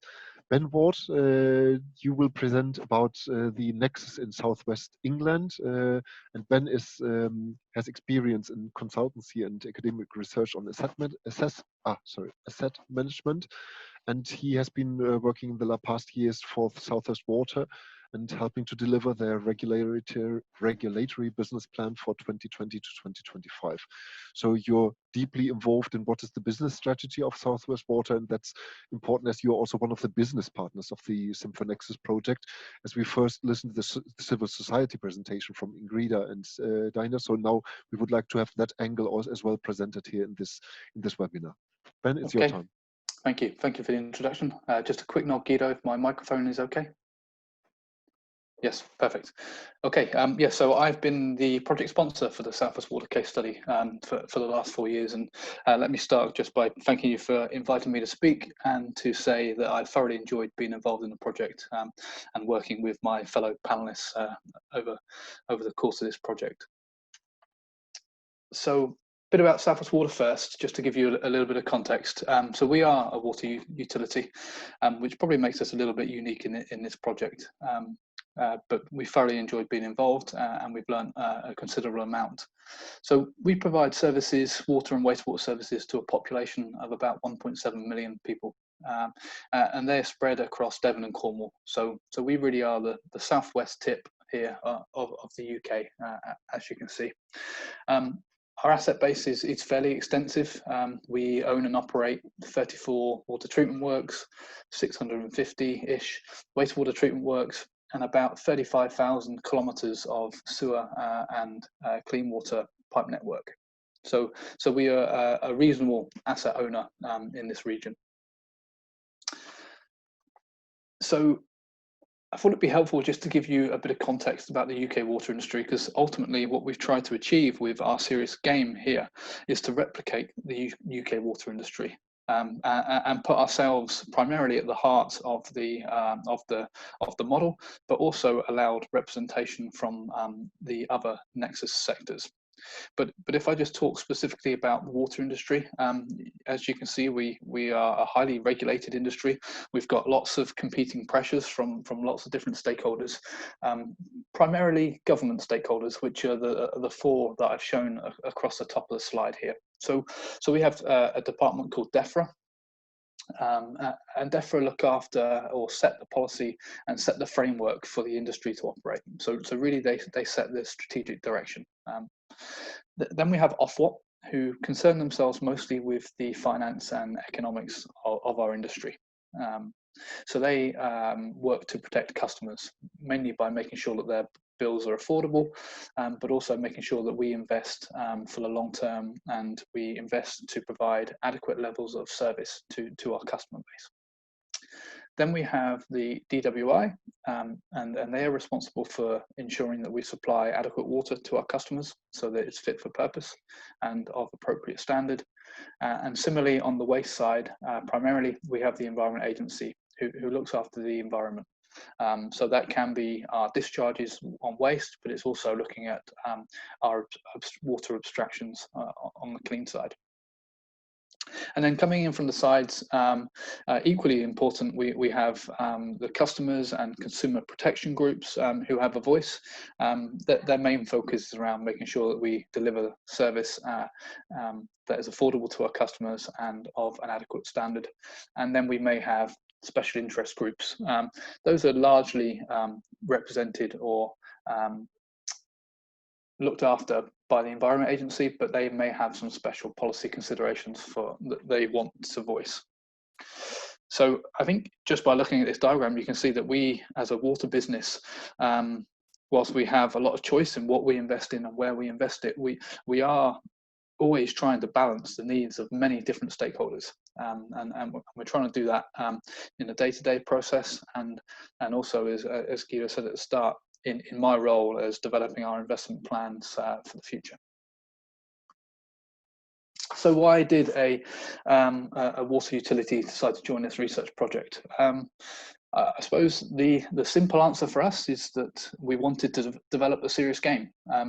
We And the reason we wanted that was because we see value in having a serious game.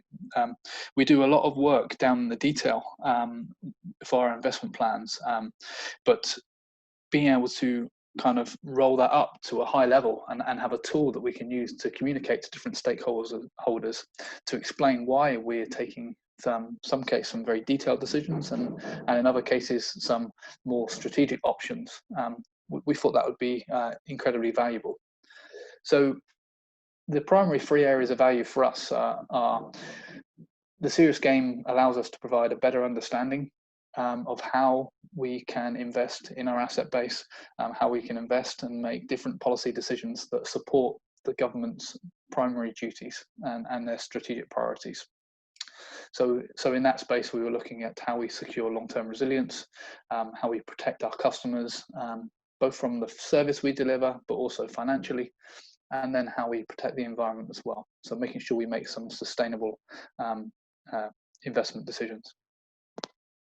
The second area of value for us really was around enhancing stakeholder engagement. So we very much see this as a tool that we can use to work with our customers, work with our regulators, and work with other industry bodies. And it would also be nice to deliver this as an educational tool into schools. So we do quite a bit of work with schools at the moment. We see that as a great way to change customers' behaviours because schools, the younger generation, are essentially the future. And so if we can get in early and educate our future customers about their water use and their water consumption and how that impacts the environment and the other sectors, then that is a great way to initiate change. And then the last point of value for us in this project was being able to integrate it into our long-term business plans. So really taking a high-level strategic view of things, focusing mostly around resource management, and I'll go into a bit of detail on that in coming slides, and overall looking at the resilience and the environmental performance that we can aspire to in the future. So obviously very similar in structure, all of the serious games are. This is just a snapshot, a screenshot, as it were, of our serious game. You can see we've got all the kind of key measures on there on the strategic map, but I won't dwell too much on this slide because Stefania, after me, I believe she's giving a detailed walkthrough of the serious game, so you'll be able to understand how these components all link together and how they interact with each other. But one thing that Stefania probably won't show you is a financial component that we decided to introduce into our serious game. So, maybe this sort of references Giovanni's point around the focus on financials. We are a private business. At the end of the day, financials is a key component of our business. It is very important to us, and it's very important to our shareholders. But we try to approach the finances around not so much about our own finances and profit and loss, but more around investment decisions and the impact those have on customers' bills. Effectively, investment decisions that we make impact the levels of our customers' bills, and so we've tried to play that back in the game. The kind of next step for this, where we really want to take this, is to understand how investment decisions that are made in the game change the affordability of bills to our customers. So we will look to assess the percentage of our customer base that can afford their bills currently, and the percentage of customers that could afford their bills following subsequent investment decisions, or decisions not to invest, which are equally legitimate. So policy options for us, just drilling down into the water, we're looking at various different options around smart metering, being more water efficient in the home. We could also explore water reuse, behavioural change.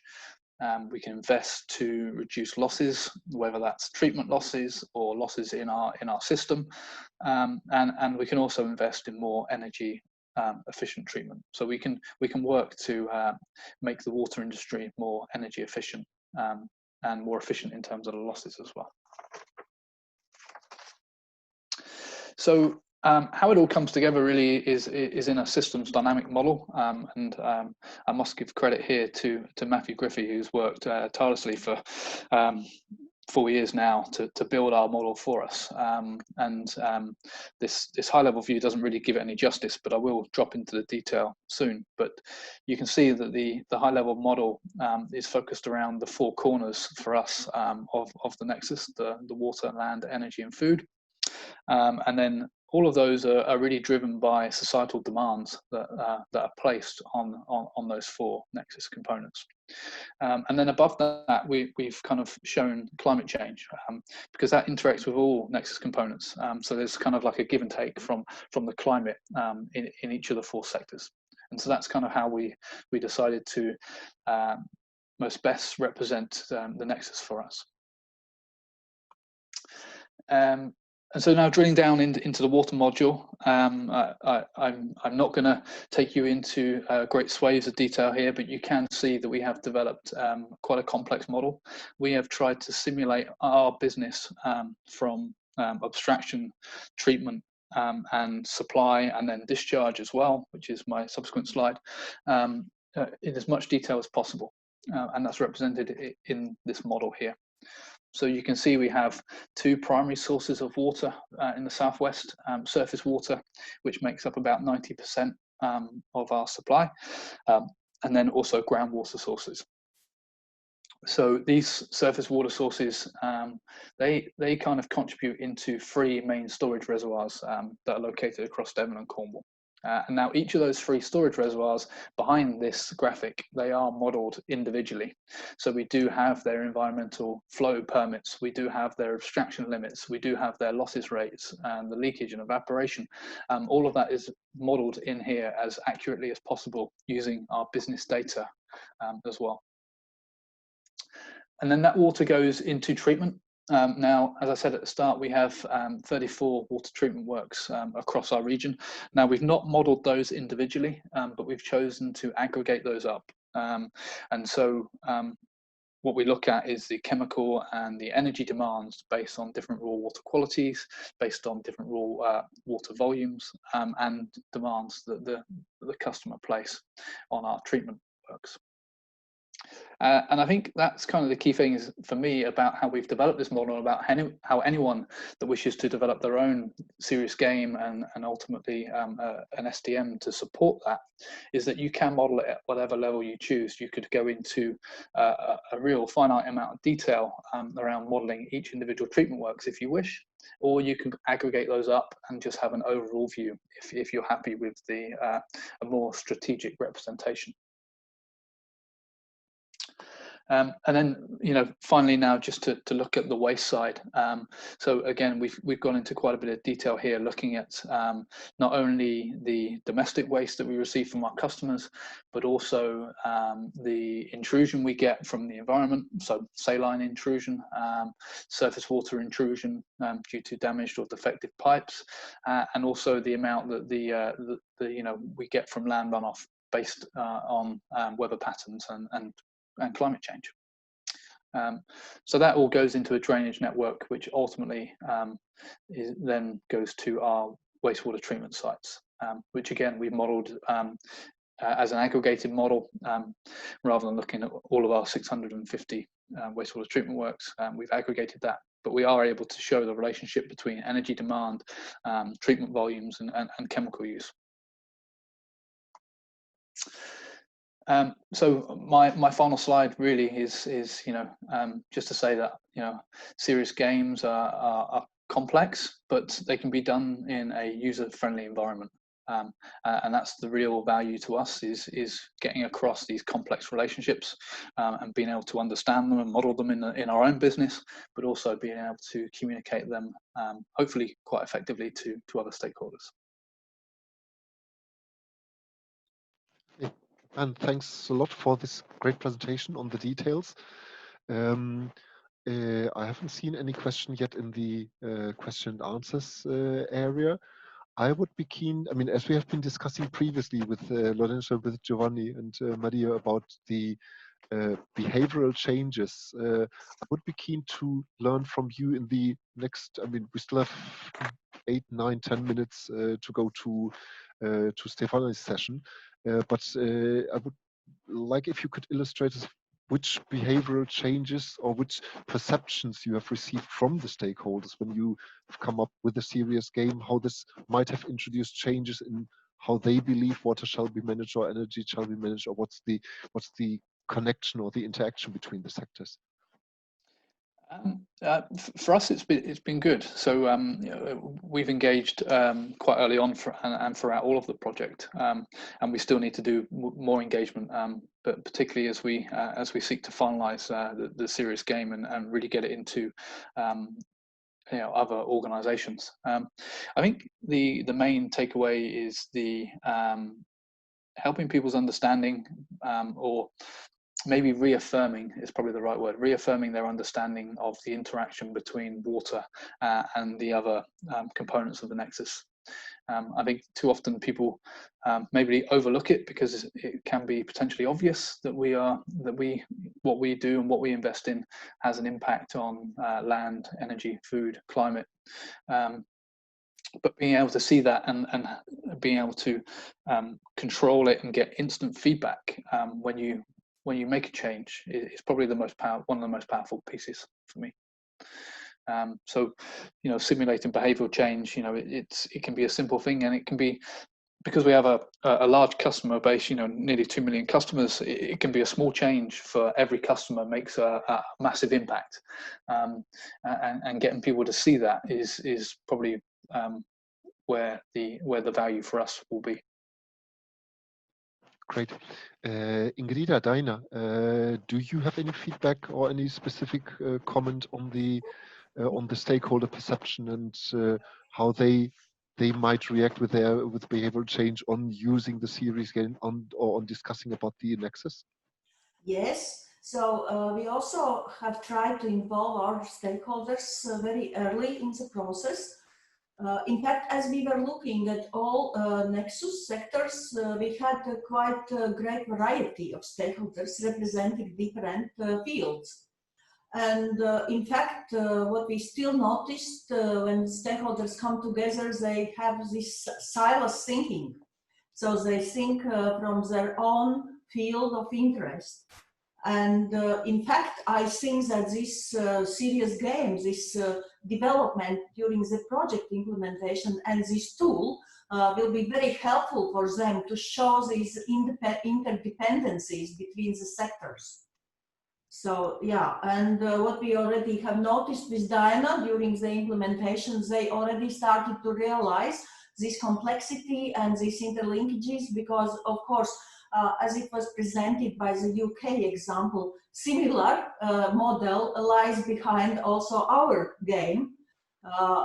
And in fact, when we explained our partners in the project explained this complexity, that we had the impression that our stakeholders at least started to realize this complexity. But the game, which is now having this very user-friendly interface, that it will help even more to understand this cross-sectoral. Exactly. We've just received, I don't know whether you've seen it already on the screen in the chat box, there's one question from Lorenzo coming up to both of you, and maybe you can still briefly address it. He's asking whether the outcome of the serious game is more often used for informing dialogues among stakeholder or as a proper impact assessment tool to support decisions. So, and he would also assume that the requirements regarding the quality and the robustness might differ depending on the scope you would use the game and the tool for. Yeah. Actually, at this stage of development, I would say that it is more for forming a dialogue platform that people can select different options and see these different trends. I think for impact assessment, there would be maybe more focus of these parts of this serious game, especially in our case when we are tackling all 5 Nexus sectors and we are looking at development in each of these sectors. It is a very broad field what we are addressing. And actually, I can complement that when we first developed this conceptual model with all different interlinkages, what would be interesting to explore more in depth, afterwards But in the process of implementation, we realized that actually the data set which we have is not sufficient enough to cover everything what would be important and interesting and useful to investigate. And therefore, there is a room for improvements in perhaps next projects, next investigations to be even more complex and even more thorough. Yes, availability of data sets, that's really a great issue here. Let's say, yeah, although we cannot complain that there were no data available, but in fact, to make them suitable for the game environment, sometimes we had to do several options, either to scale it up or scale it down. So in fact, yeah, and this altogether makes it as a good communication tool from our understanding. Okay, Ben, what's the viewpoint from your angle? Yes, very similar. I suppose the only other viewpoint I could probably offer is that, as I showed you, we've taken an incredible amount of time to model our water supply and water treatment or water disposal as accurately as possible in the game. So whilst I don't think we can move away from a impact assessment ever, I think that will still be needed when we get into the real details of specific investments or policies. The ambition we had was really to model the water sector as closely or as most reliably as possible. And what would be nice is if that we could come with our serious game, the energy provider could come with their serious game or their representation of their sector, and maybe the farming body could come with their sector, and we could all plug it in and work together on that. So we have tried to obviously build a module in the game for energy and for farming and for land, but if that was actually taken by if the ownership of that was taken by the utility or the representing body for that particular element of the sector, then I think there'll be even more value in this approach. Great, thank you. I think then I close down the question and answer part of this element so far, and I hand over to Stefania Munadetto for the next session, which is planned to just sharing the experience of playing the serious game for policy support. Stefania Munadetto, she works as a researcher on knowledge valorization and environmental governance at KWR Water Research Institute in the Netherlands. And she's now involved in the exploitation of the serious game of the SIM4NEXUS project. And together with Lisa Andrews, who's also from KWR, she provides training and demonstrations of the serious game for the further exploitation of these activities. So Stefania, I hand over to you, and then after your presentation, after your slot and the discussion which you might have, Floor will close down the webinar and provide us with some final statements. Okay? Yes, okay, thank you. I'm going to share my screen. Yeah. Let me see. Wait.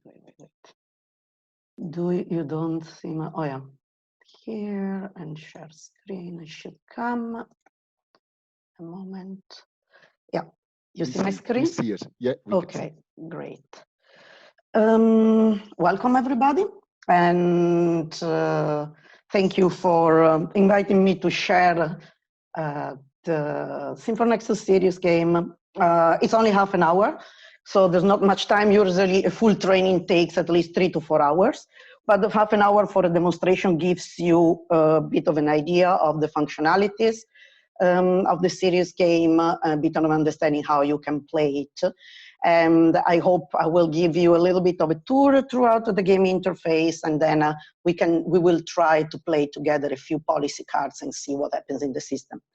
The case study that we are going to use is the case study of Greece. So the game interface, you see there are 4 tabs, 4 boards on the screen. Starting from the upper left side, you see the game scoreboard, where you can see the Nexus health for each of the sectors, the water, energy, food, land, and climate sectors, and the overall Nexus health for the case study. On the upper right side, you have a drag and drop board where you can drag and drop policy cards, and then by clicking on next turn, you can have the model behind it run and show you the results. The lower right side here, you can see the policy cards per different sectors: water, energy, land, food, climate. And on the lower left side, you have an overview, what is called the strategic map. It's an overview per sector of the stress indicators of each sector. So the stress indicator for water, so the stress indicator for energy, for land, food, and climate. This is the basic visualization of the game, but if you click on the upper right side of the screen, you have a detailed view. You have more boards, panels showing. On the right-hand side here, you see the tree visualization of all the variables that are included in the models that run behind the game per sector. And in the case of the Greek case study, for example, you can there are over 900. You can click on them, you can expand the view, you can reduce the view, and you can explore per each policy card. For example, you can see, if you click on a policy card, you can see which variables specifically across the multiple sectors that policy is going to affect. And of course, if you change the card, the variables that are affected also change. You also have this more graphical visualization. Here you have a data series for all the sectors and over time. And this, of course, depends, the graphs here are different per case study because they depend on the data set that is behind, so the data that were available and were collected by the case studies. But you can, by clicking on the graphs, you can go deeper and deeper in the breakdown of the components of that variable. So it's groundwater. And then you can see it in the demand, you can see the runoff, you can see the return of water. Then you can go back. When it comes to land, you have the division: artificial, wetland, grassland, forest, agricultural area. You click, and then when in agricultural value, you have a crop value, livestock value. So you can go deeper and deeper, and it's a historical series. So they can, of the data, you can see the information. So this is more for an advanced use of the game, let's say, and especially if those who are playing are stakeholders from the specific area. So they are policymakers from the Greek regions, or they are civil society, business industries from the Greek regions, and they have a background knowledge already of their own country. On the left side here, another panel that you have in the detailed view is again the breakdown in percentage of the composition of the different sectors. So for example, here you have the electricity generated capacity and how it breaks down in gas generation capacity, hydropower, wind generation capacity. And as you play policy cards, these, of course, these graphs are, this one here, are changed, of course, in real time. And also the Nexus Health is changed in real time. This is the basic view. I think for now we can stay with the basic view. So what is the goal of the game and how do we play the game? The goal of the game is to maximize the Nexus health. The Nexus, this means that you want to improve each of the 5 sectors simultaneously. You don't want to have maximum health or 80% health of the water sector at the expenses of the other sectors that remain with a health of 20 or 30%. So the goal is improving the health across all the sectors. How is this calculated and how do you do it? So if we zoom in a little in the games course, what you see is that there are objectives, policy objectives, and policy goals per each of the sectors. And these objectives and these goals are the actual objectives and goals defined in existing regulations and legislation. As you can see, for example, for the energy, is the increase of the renewable share in the national energy mix by 2020. It's about decrease of oil in the share national energy mix. So there's been a big effort in analyzing the national policies and the regional policies and to identify the key objectives of these policies to be implemented in the game. And this exercise was done in discussion also with stakeholders, meaning that after all the policy goals, objectives, and instruments were identified, there was a discussion with the local stakeholders what were the relevant ones that they would have liked to see implemented in the game, so as to see the impact of across the nexus of pursuing these goals. So the way the Nexus Health is calculated, Nexus Health score is calculated, is there are multiple objectives derived by the policies. The policy goal is the weighted average of the objectives for that goal. For this case, with the right click on the mouse, you see the description of the policy objective and the information. And the goal here, so the policy goal here is the weighted average of these two policy objectives. How then the overall health, for example, in this case of the climate sector, is calculated is as average of the policy goals that were identified. So we have a goal which is increasing the Nexus Health. Of course, we also have not in this specific alpha version of the game, but there will be in the next version of the game, a limited amount of tokens to spend for each policy. And each policy also has a certain level of social acceptance, again, in tokens. So when we go to the screen of the policy cards, so how do we increase the health of the Nexus? We do it by implementing policies in the Nexus. So in the board of the policy cards, we can choose, and clicking with the right hand, we see the description of the card. We can choose a policy card. Each policy card has a cost that is indicated in the card in terms of tokens, and it has a cost in terms of social acceptance, which is this number here. It has an implementation time. So of course, infrastructural policies take first a longer time to be activated.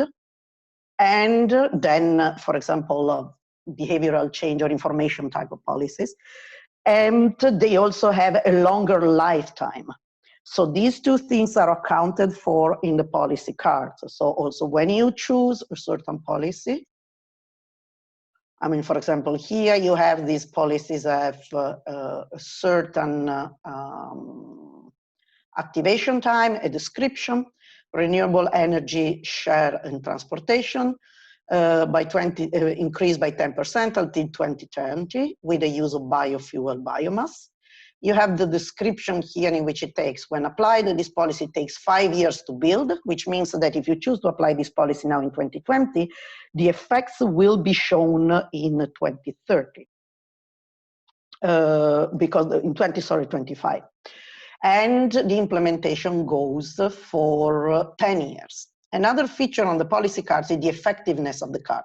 You can reiterate after the effect of a policy is finished, you can re-implement and reuse the same policy card. But for some policies, the effectiveness, if you keep implementing the same policy over time, is reduced.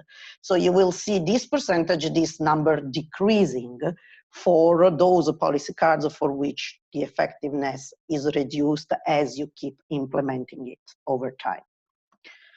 Another feature that, if we look at the strategic map, that the case studies have, not all of them, but some like Greece, because that depends on the data availability and the data that were collected, is that you can play and use policy cards both at a regional level or at national level. So you see that in the strategic map here you have Greece, and if I click on Greece, you see here in the display in the game score, the Nexus health for the whole country. But if I click on a region, then I see the Nexus health for that specific region. And so you can choose to play cards at a regional level, because, for example, if we look at energy, we see that the energy stress indicator, so the intensity of the color gives you an indication of the intensity of the stress. The energy stress indicator is very high for certain regions. So you may want to choose and think that it's more effective to use certain measures and certain policies at regional level rather than at national level, or you want to use a combination of the two. With this information, I now would like to go to show you some specific features of the Greek case study. So I already started a little bit. So if we look, for example, at energy, since we are going to try to play some cards later, we see that when it comes to the energy stress indicator, which is the peak of energy demand, the energy stress indicator is very high for Western Macedonia and also for Attica. Attica is the region where the capital city is, so we can imagine that there is a lot of industry there, and there is also a lot of domestic water energy demand. The region for the Western Macedonia high energy demand is energy peak stress is because most of the energy of the country is produced in Western Macedonia and is oil and coal based production. If we, for example, look at food indicator here, it's in terms of food production expressed in economic terms. So the value of food production. So we see that, for example, the value of food production is very high in Crete, relatively high also in central Macedonia, and also in the western southern part of the country. When it comes to water, the water stress indicators of the stress on the water resources is mostly placed in the northern part of the country. When we look at climate, again, because also related to energy, we see Western Macedonia where there is the highest greenhouse gas emission peak. If we look and compare, this is the situation in 2020. And the models embed already existing policies. So water policy, energy policies, climate policies.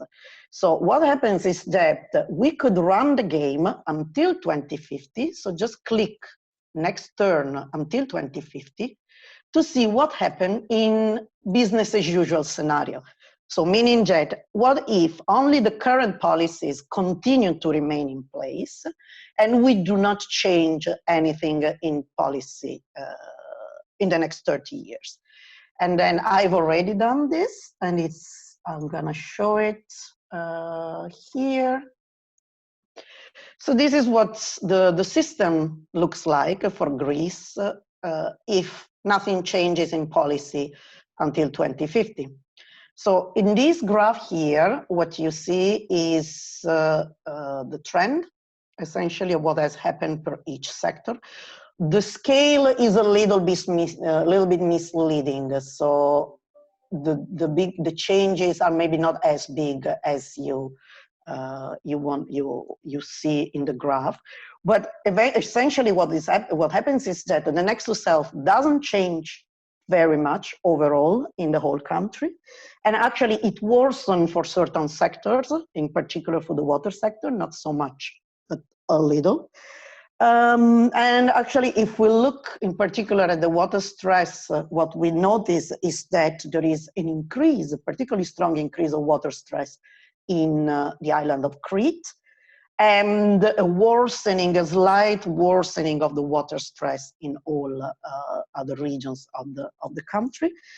And when it comes to climate, for example, emissions, not much change. This means that the country would, in 2050, wouldn't be able to achieve the current carbon emission target. So given, it's a very quick and brief overview, but given this understanding of what is the situation in 2020 in Greece and what the situation would look like in 2050 without implementing any policy, I would like now to invite you to reflect a little bit on I would like to take two sectors because we don't really have much time. And I would like to take the climate sector and would like to take the energy sector. And I would like to invite you to think. We look at the cards, the policy cards for energy and climate. So policy cards for climate are only national. And the reason being that climate policy is a national policy, is not a regional policy. The policy cards for energy are both national, can be applied both nationally and regionally. If we take a quick look at the policy cards for energy sector, there's a lot. We have 3 tabs here. So you have a lot of cards on renewable energy, so that allow you to play with renewable energy in the transport system, in the industry, in households, agriculture, other sectors, in electricity, wind, hydropower. You also have a tab with a card on natural gas, so increase in natural gas, and you also have a tab with 2 cards on oil reduction and coal reduction. So we have a lot of possibilities to play both at regional and national level with the renewable energies, with increasing natural gas, or with decreasing oil and coal. At a national level, we have all the national emission targets that are derived essentially by the European energy policy, climate policy. So it's the for the non-ETS sector, for the ETS sectors, reduction of emission by 2030, reduction of emission by 2050, or so zero emission by 2050, both non-ETS and ETS sectors. So these are very ambitious policies. And as you know, they take a long time to be implemented and to show effect. So, I mean, you could use the chat function, and I would like to ask you this question. In light of what I explained, what would you start to play with in the energy and the climate sector? So, for example, in the energy sector, would you think it's more effective to start using some of these policies at regional level, maybe in the regions that are affected by the highest energy stress, or maybe national policies? And what about climate? Would you start from now, 2020, already with some ambitious climate policies? You can use the chat function, or maybe, even, just unmute and say what you think, and then we can choose 1 or 2 cards for that. So what would you do? Regional or national when it comes to energy policy to start with? Any comment on the chat? Frederick says national. Okay. National. Okay. So then what is the best national energy policy? Is it better to go with a reduction of coal and oil, or to stimulate more renewable energies? Considering that the implementation time and, because they are infrastructures, I mean, it takes long. So Bertrand says national energy, reduction of coal and oil. Okay. So coal and oil, both of them. Okay. I think do you have to restart because you're still in the BAU? Oh, yeah, no, sorry, I have to go, back to this other one. Thank you, Lisa.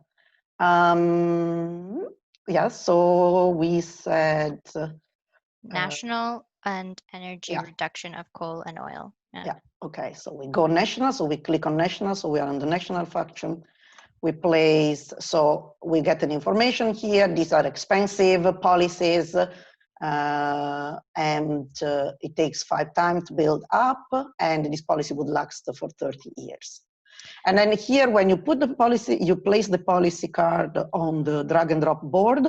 The length here shows for how many years the policy is in effect, and it shows you that the first 5 years it doesn't have any effect yet. So we have one question from Frederick again, is can you combine with increasing RES? Yes, sure. Oh, sure, absolutely.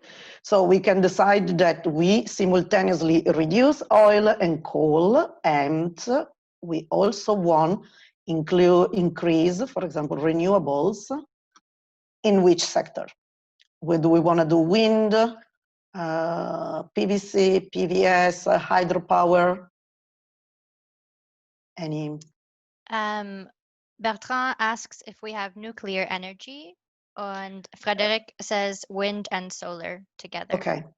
No, we do not have nuclear energy. It was not included in the discussion. I mean, stakeholders and the researchers decided together what was probably, that's not my guess, there is no nuclear energy policy in specific policy in Greece. That would be my guess why it was decided not to include it in the Greek case study. I'm now adding wind and solar, yeah, and solar. Okay. We're doing all these all these renewable energy policies. We are reducing gas and coal, coal and oil. But we also know that there are industries, like for example the food industry, that do depend on fuel that is mostly oil and coal produced. So we may want to think, we have two policy cards, for example, in the agricultural, in the food sector, that tend to support or help implementation of measures like subsidies to reinforce agricultural production.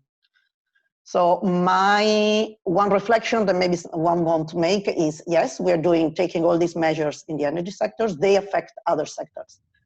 So maybe we want to compensate with some other specific measures in other sectors.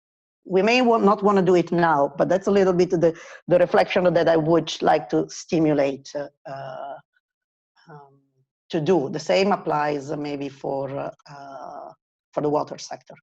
When it comes to climate, do we want to apply also at the same time some climate policy and then see what happens? Or we can see what happens only by applying these energy policies. I'm also keeping time.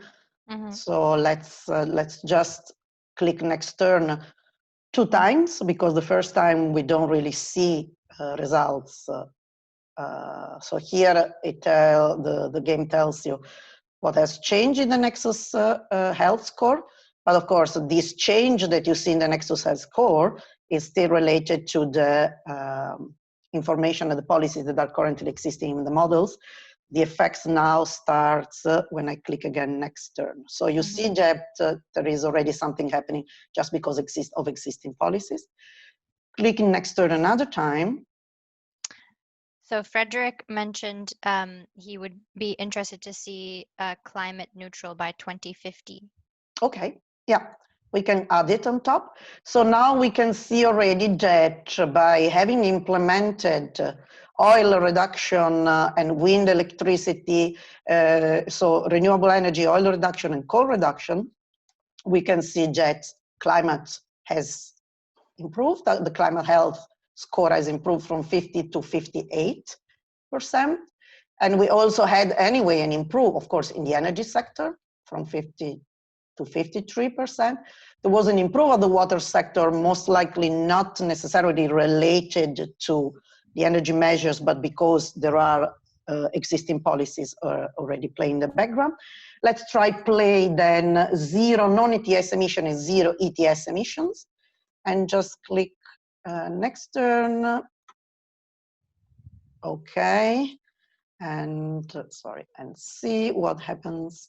So you see it takes 10 years for these policies to show results. So what has happened now is that we have now 10 years effects of the energy policies that we have applied.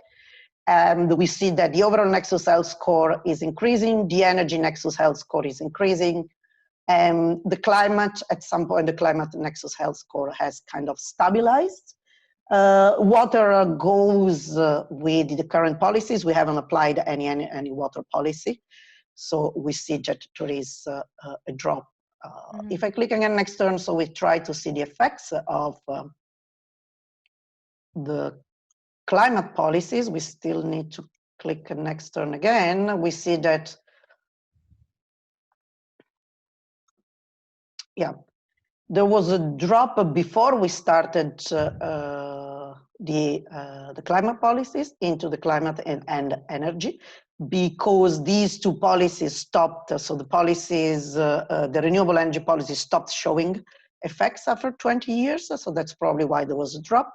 But then there were these other policy still, the coal reduction and the oil reduction that remained in place. And now with the climate policies, we still have, climate is doing better. But if you look at the numbers, is the increase, the improve of the health score, it's not so significantly high. I was from, 49 to 56 the previous term, but now it's still dropping down. So the other factors at play in the background of, we would need to have the time to explore why this has happened. But this was just to give you an overview of how the game works, where to look into the game, how to play. Yeah, do you have any question? What do you think about it? Do you think it's something you would like to learn more about? We are definitely happy to help you in that you could use in your work, that you could use with your stakeholders. Just drop a line in the chat, or if you want to speak, just unmute your microphone and speak. Yeah, This is Lorenzo. Can I Yeah, comment? sure. Yeah, I actually have a question. I mean, which relates to a question that I posed earlier. So, I mean, we know that reality is a little bit more complex than that. No, for instance, when it comes to renewable energy technologies, we have issues of intermittency, and so the need for increased energy storage, and I mean, this requires investment, infrastructural investments, and additional emissions and land use and issues like that. So I wonder, where do you see the boundary here between, kind of a first glance illustration of some interactions between these parameters and, a final sound message about the, the overall outcomes in real terms on a system? Because if it is used as an educational tool or just to, facilitate dialogue, it can be a very useful entry point. On the other hand, it simply might not be able to capture everything which is necessary to capture for some of these issues. Yeah, well, the detail view helps to go more in the details of what happens, or what variables are influenced, and therefore read more in the details about the influence of specific selected policies into the system. Of course, if you want to understand what's happening into the system in details, you need to have the time to explore it, the game and the models, because as you see here, you have 900 variables. So you want to play one single card at a time, and then add complexity for example, in one sector, and then add complexity, look at the variables that were influenced by that card and the magnitude of the impact that was, that occurred. So because it's still a simplification, of course, of reality, but it's very complex if you think you have more than 900 variables that interact. So you need to learn, in order to have a deeper understanding and a meaningful outcome or understanding, of the outcome, you need to, for each policy card, really see what are the variables that are affected and to what extent they are affected, and then you can start playing with combining variables. Because you have an extremely high number of combinations. Finding out which one is the optimal combination, or the combination that somehow leads to high level of health of the nexus, it's all to be discovered. And the game is also a learning, learns as it is played. So that means that all the previous games are stored, and you can actually see how what combination of policy cards are actually more effective than others. I also have to say, Jeb, if you think of playing, for example, the Greek case study with this level of detail and this amount of variables with stakeholders in Greece, so that are, you know, farmers, or, you know, or the local farmers, or the local water utilities, the local policymakers, they do know, I mean, what happens in the region. They do know why there is, you know, high energy stress, for example, in Western Macedonia. They do know what is the crop production in specific regions, because there is also, for example, in the Greek case study, the possibility to switch from one crop to the other. And that's when playing the game becomes meaningful, because you add the specific knowledge of the stakeholders that play the game, help understand the results, and they also can make more informed decisions on how to play the game. Stefania, many thanks for your responses. May I ask something? Giovanni, yes. Yeah, Giovanni, wait. You may ask one thing, but we really would like to close down the webinar in the next 2-3 minutes. So if it's a very short question, then no, it is a very, very short one. I would like to know to what extent you have experience of use of serious game by stakeholders, not participants in the project. Myself, well, we have done it a week ago, a training a week ago to 10 days ago at the Dresden Nexus conference with more than 70 people. We had an online training with many different, you know, backgrounds. And we had very good feedback. I mean, they all saw the potential of using the game. Of course, it was only 2.5 hours.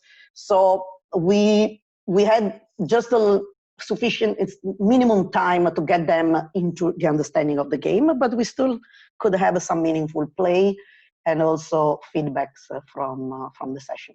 So that was probably the biggest one. And then we had trainings with the project participants, with students several times. Yeah, not an extended training yet with policymakers. Okay, thank you very much. We still have 3-4 questions in the list. I suggest what we can do is we take note of them. I've just copied all of them, and Stefania and Lisa, you will follow up with the people who made the questions. Many thanks for raising these questions. I'm sorry to cut it down now.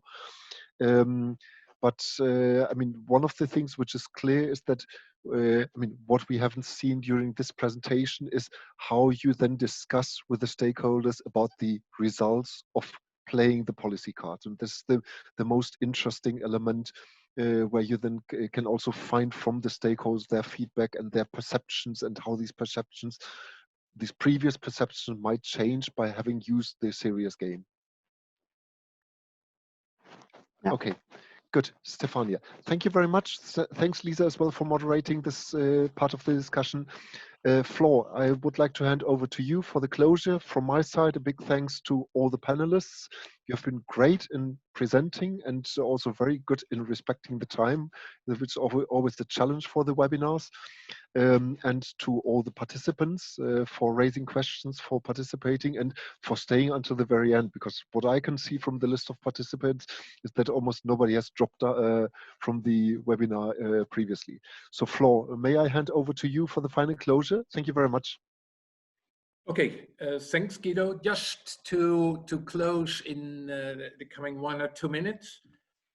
This was a little flavor from 4 years of work in SIM4NEXUS, where we looked at the policy part and policy recommendations for Europe, not only for acting by the European Commission, but also for acting by regional authorities, business people, and the national governments. So that will be an issue that we, and a recommendation we will bring forward in the project when we come to a close. Thanks also to the to Baltic Environmental Forum and Southwest Water to share their experience of working in the project, which is highly appreciated. Of course, to Stefania and Lisa for sharing their compact program to organize a training. And we should mention that this training would never end without a serious reflection. What would be the added value of playing the game, and on top of it, sharing experience from interaction among participants. So far, we have done this in the project through training with students, because that was part of improving the gaming. But we should mention that we have an exploitation strategy for the coming 2 years, where we will definitely organize training and follow-up learning experience, working with policymakers and practitioners. And hopefully that will be a basis to come to more Nexus compliant practices. I should definitely mention a word of appreciation to Lorenzo and Giovanni to contribute to the discussions, and of course to Guido for moderating the session with your colleagues from Fredthought. And having said that, I only want to thank all participants for this morning webinar. It was only 2.5 hours. We could have organized a webinar of 3 days, but that would be too exhaustive. And it's 12:30, the program is done, and we will spread the news about our outcome in the next couple of days and the next couple of months. Thank you very much, and have a nice day. Okay, goodbye.